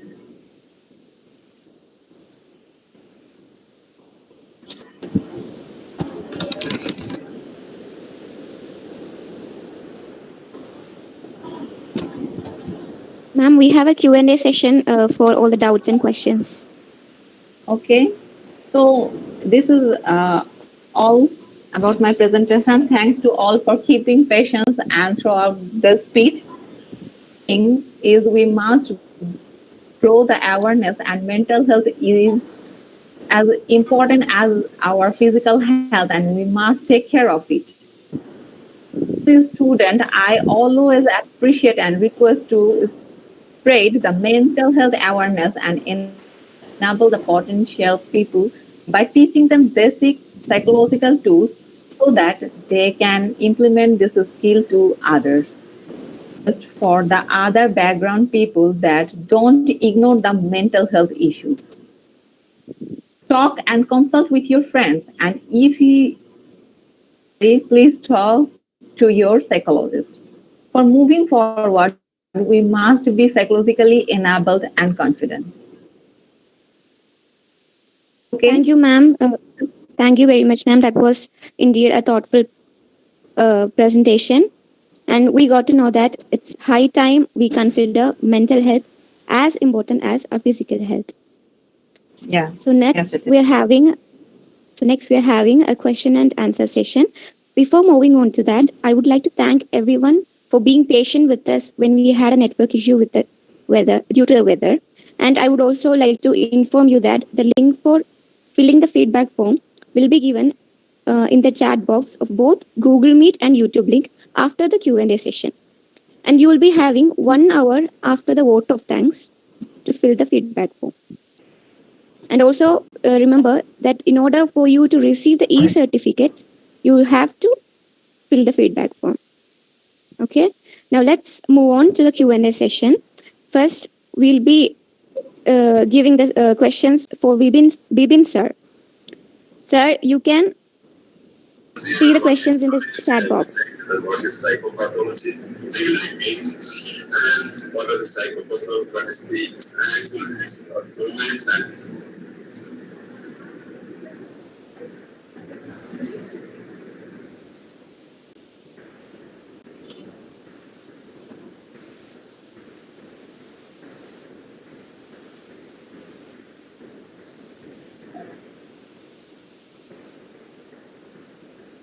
So we are having 4 questions here, and Vibinsan sir will be answering all the 4 questions.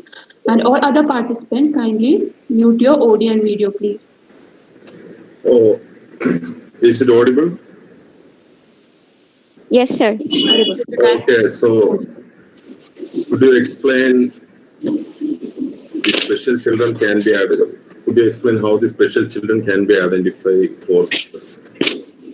Yes, it's a good question. Actually, special children, what the question is intending that it is not clear. If you are addressing a mentally retarded children or special children means having some dysfunction in their behavior like ADHD, like that. Special children is mentioned. If then okay, we will talk. We will give clarity for the all means a generalized thing. So identifying sir. All other participants, kindly mute your audio and video so that we can have a smooth session, please. I repeat, kindly mute your audio and video. Continue now. Okay. So regarding if we consider special children population, it is a little bit difficult to identify their stress behavioral outcomes. because their total behavior, what we can elicit from the behavior by seeing these behaviors of a human person, as I said, that normalcy and between the normalcy and abnormalcy. If we are observing a behavior pattern of a specially able children, to identify the stress, it will be quite difficult, first thing. Because their impulsiveness, their hyperactivity, their attention span or concentration span will be different from the normal child. And only those persons, those who are clinically abled or parents, the close person, those who are looking after that child, they can very well understand, identify the stress. Because even though they are specially able children, they will be having a pattern of behavior, even suppose they are having some impulsiveness, then there's some trigger points will be there, some issues that will be knowing by the parents and by clinicians also. They can assess the stress. So by that's not that a unknown person can very well identify the stress of especially able children. So by a known person or by a clinically trained person can identify the stress of especially able children, because the especially able children will be having so many issues which a normal person can conclude as a stress for them, stressful behavior by them. That's not the thing. So special care and special assessment is needed for the special children to identify their stress. I think the point is almost clear, I think. And second is that, is it possible to cure biological issues? Definitely. That's why the biological part will be looking after as a separate domain. And mostly the biological issues or the physiological issues, whether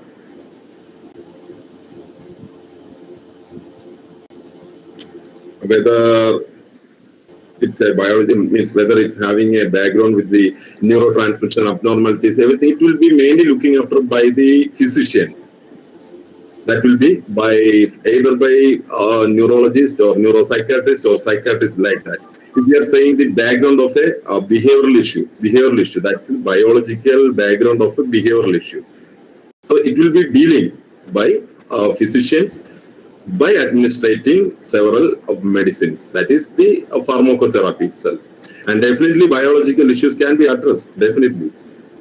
More stabilizers are there, and antipsychotics are there, and the anxiety medicines are there, these all. And these will be working with the neurotransmission system as well as the organicity. So is the impulsivity of depression, are they aware of what they are dealing while the suicidal parts? So pandemic and psychopathological symptoms mainly, that we have already discussed in the presentation.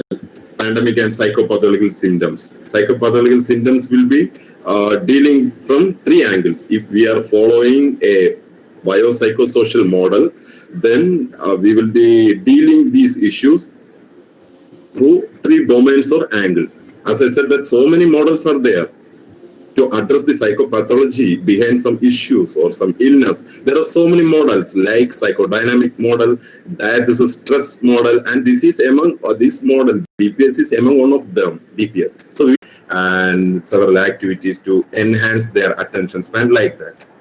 So that's the way to deal with the special education children, especially able children. Sorry.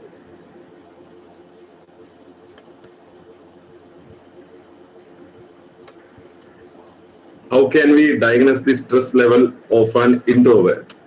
First of all, I want to clarify something. How we will assess some person as an introvert? If we see through the angle of psycho assessments, there are so many personality assessment tests, and from that, and clinical personality assessment tests are something different from the academic assessment scales or in the questionnaires.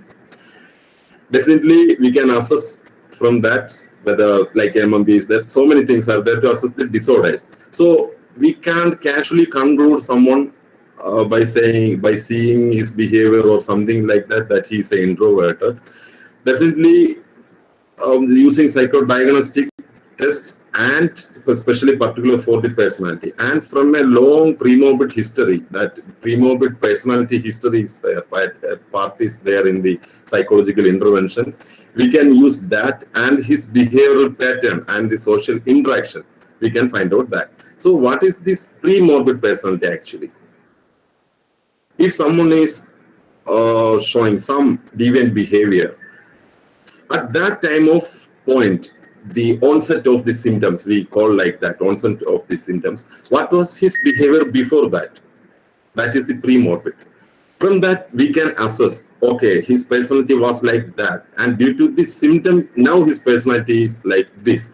So already if a person is so much introverted and so much isolated and so much socially isolated and cut off away from the thing, definitely there might be some changes pre-morbid and now what the existing behavior pattern. We can come from that, we can conclude, we can elicit so many things from that, and the always see for the situational stresses that will be considered, that will be having situational stresses, family, including family stresses, families. Suppose one employee is immediately someone has been removed from his some portfolio, yeah, some job, then we will come to know the stresses. So diagnosing a stress is not, we can't define it in a single word by his pre-move, and that also in a personality level, that means an introverted person. So these are the things. Never estimate that an introverted person is itself is a cause for something. It itself will contribute mental issues. No, it's not like that. Some persons will be introverted, but as I said, that we can describe the abnormality through 4 things. So if someone is introverted and he's not feeling some distress inside him, he's not feeling some distress, means creating any distress to outside person around them, and if he's means this 4D is not at all affecting, then it's okay with him. It's not that someone is not mingling, means extroverted towards others. That it doesn't show that he's having some issues of behavioral or affective issues. Yes, if the threshold is crossing and we are getting the things for these, then we must address. Then we will go for the stresses, then find it out like that. And there is a structure for everything. First, we have to find out whether it's a distress thing, is it a deviance from the social norms, like that. Thank you so much, sir. Okay. We are moving on a bit Okay. faster because we are Yeah. exceeded the time. It's a 10. Yeah. Yeah. So later. So now let's move on to the questions for Saima ma'am. Okay, fine. Questions I have seen, and I would like to answer some of this.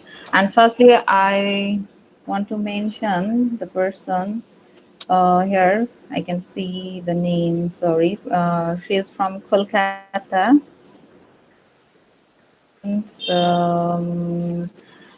She didn't like using the name of Sushant Singh Rajput. I want to say sorry first that I know this case is under investigation. I'm just telling that as far as we know, this is a suicidal case, but this is not confirmed. I also know that well. And see, he was suffering from depression. That's why I have mentioned it. Nothing is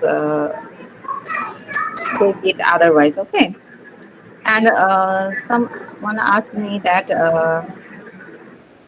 can we suggest not to be advised to the person? I want to tell you all that as a professional, we shouldn't suggest anyone. As a mental health counselor or mental health support provider, we shouldn't. This is not our right. Okay. When we are taking the courses, when we are trained, then nurse taught us that we shouldn't advise anyone. Listen to them empathetically. Okay. Empathetic listening, active communication, giving them support that or I am with you. I can understand you. I have the feelings for you. And this type of words, I can understand your situation. This type of sentence help them to feel the support. If you will be much more friendly with that guy who is suffering from depression or other mental illness, then with you. If you assure them that you are not a person who is gonna judge him. If we have to follow is the one, we should be non-judgmental. We shouldn't judge anyone. And then we have to maintain the confidentiality. If he or she will trust you, you have to follow the confidentiality issue. And active listening, listening is the third one. Okay. And the fourth is not harm their emotions and feelings, their thinking. Okay. And here's the another question. I think you are clear who have asked me this. Is it clear to him or her?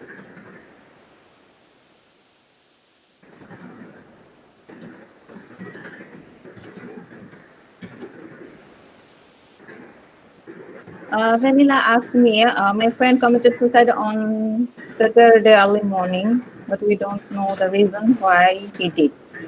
He's very bold, he motivated others. Okay. Okay. Um,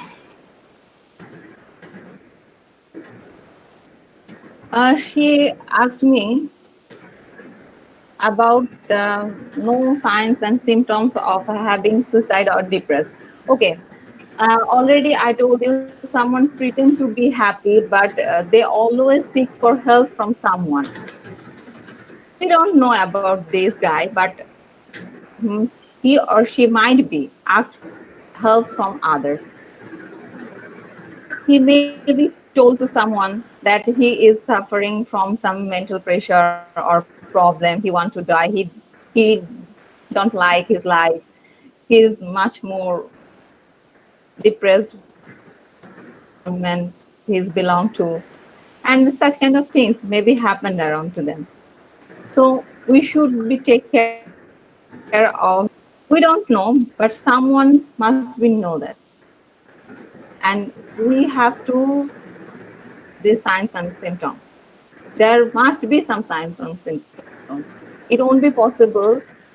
There won't be any signs and symptoms. But we are unable to see this. Okay, is it clear? Another question. Suicide victims often regret their decision just after attempt to commit suicide. Why does that happen? Because they are feeling okay. They are regretting because they don't want to do this solution, but they are unable to find out any solution of their suicidal thoughts. That's why they are feeling regret. They want to live. They don't want to die. That's why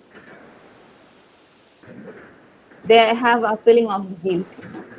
Okay. If someone smartly represents that he or she is in the case, how to identify. Okay. Already I have shown to you the signs and symptoms. If we will be aware of the sign and symptoms, then identify these people.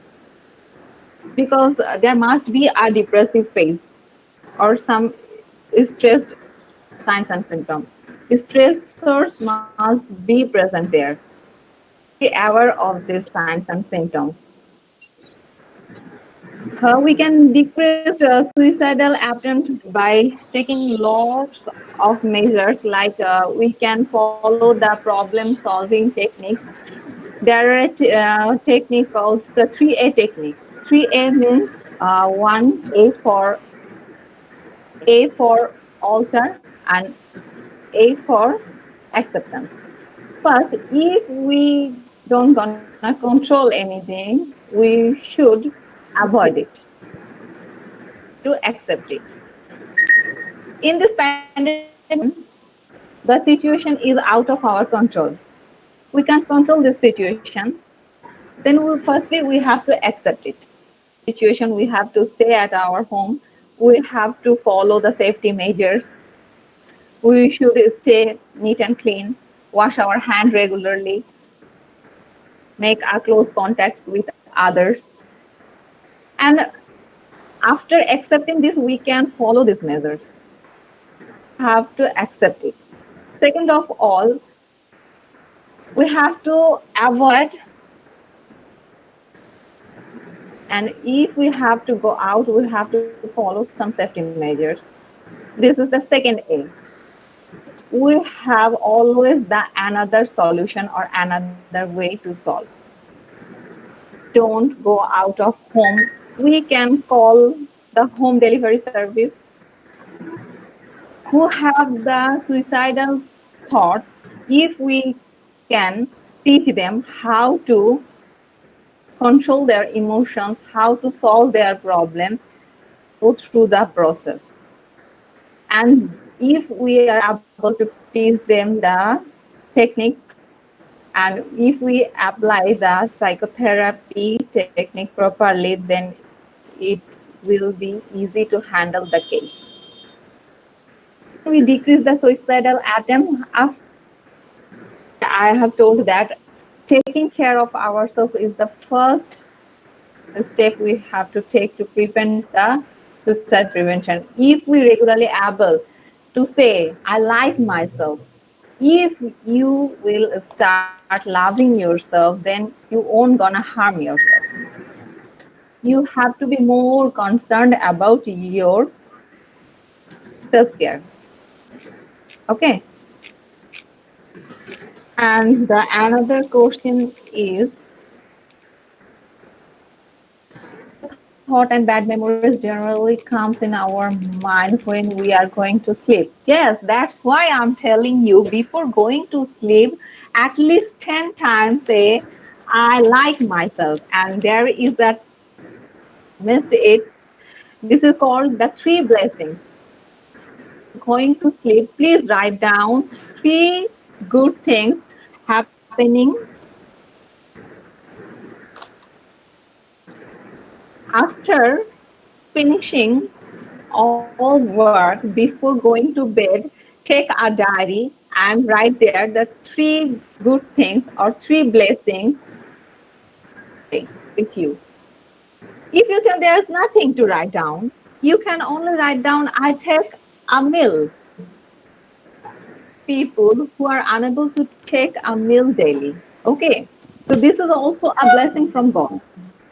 You can write down three blessings daily, help you to have a proper sleep. And before going to bed, if you follow the sleep hygiene, then it will also help you to have proper sleep. How to reduce student suicide due to poor marks? Okay. The students who have the ideation that poor marks is the reason to commit to suicide, firstly, we have to help them to learn what is the meaning of their life. If we are able to help them to understand the meaning of their life, then way. And if we help them to think rationally, and if we can able to change their thought process, that will help them that the poor mark is not our destination. After getting poor marks, of examples around the world who have shined in their life. So getting poor marks is not the main thing.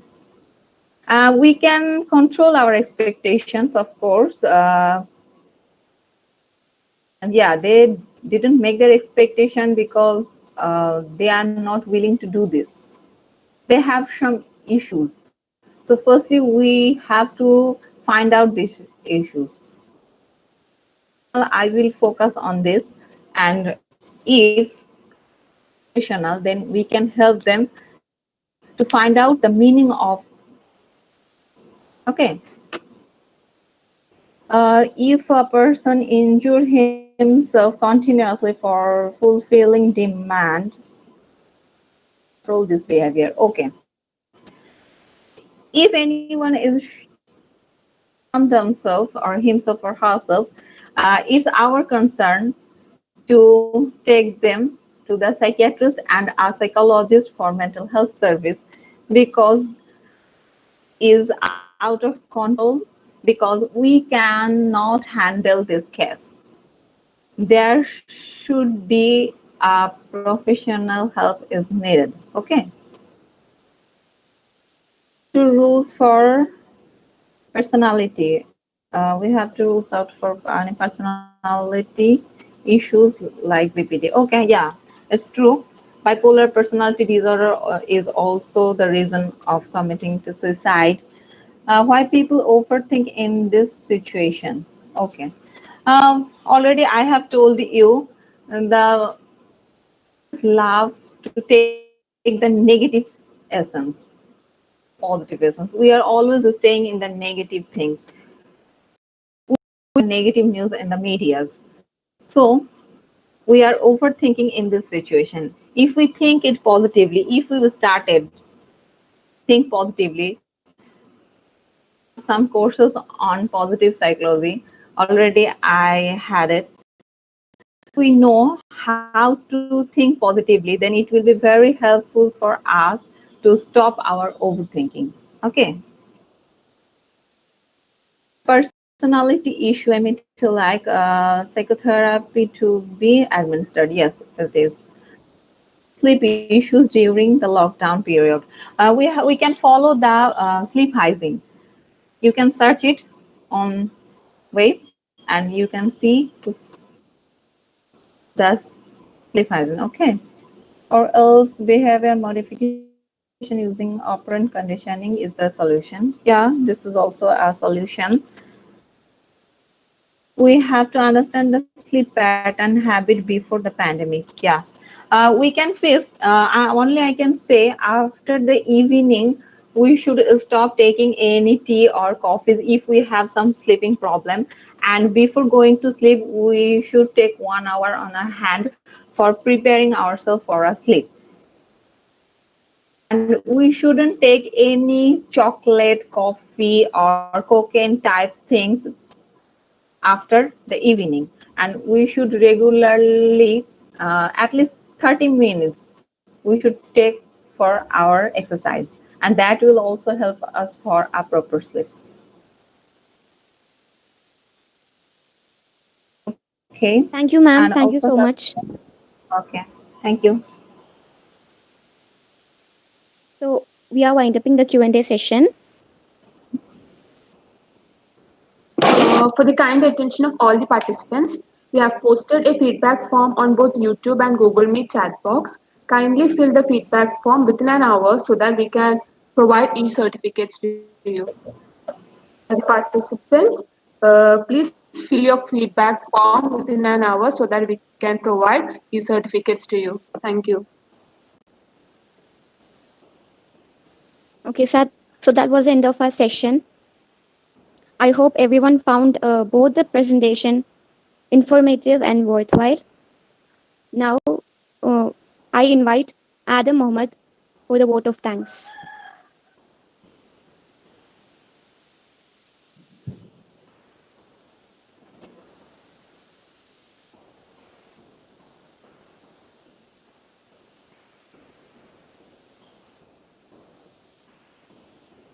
Hello, good afternoon. I hope I'm visible and audible to everyone. Yes, you are visible, Adam. Hello. As we have come to the end of this beautiful session, I can't draw the curtain without thanking each and every participant for accepting our invitation. I extend my profound gratitude towards the distinguished guest speakers, resource persons, Dr. Bibi Shan and Sema Komar Ma'am, for sparing their precious time and blessing our ears with invaluable information. I also will take this opportunity to thank our special guest, Dr. Madhabi Sharma, and the research scholars, students, and all other eminent in this webinar. Thank our able principal for giving us such an opportunity, and our HOD, Dr. Aishwarya Ma'am, and other dear teachers for guiding us throughout the end. I will also thank our technical wing for their great effort. And lastly, I thank all the people behind the success of this webinar who worked so hard, tirelessly to perfect and make this happen in a grand style within the shortest few available days.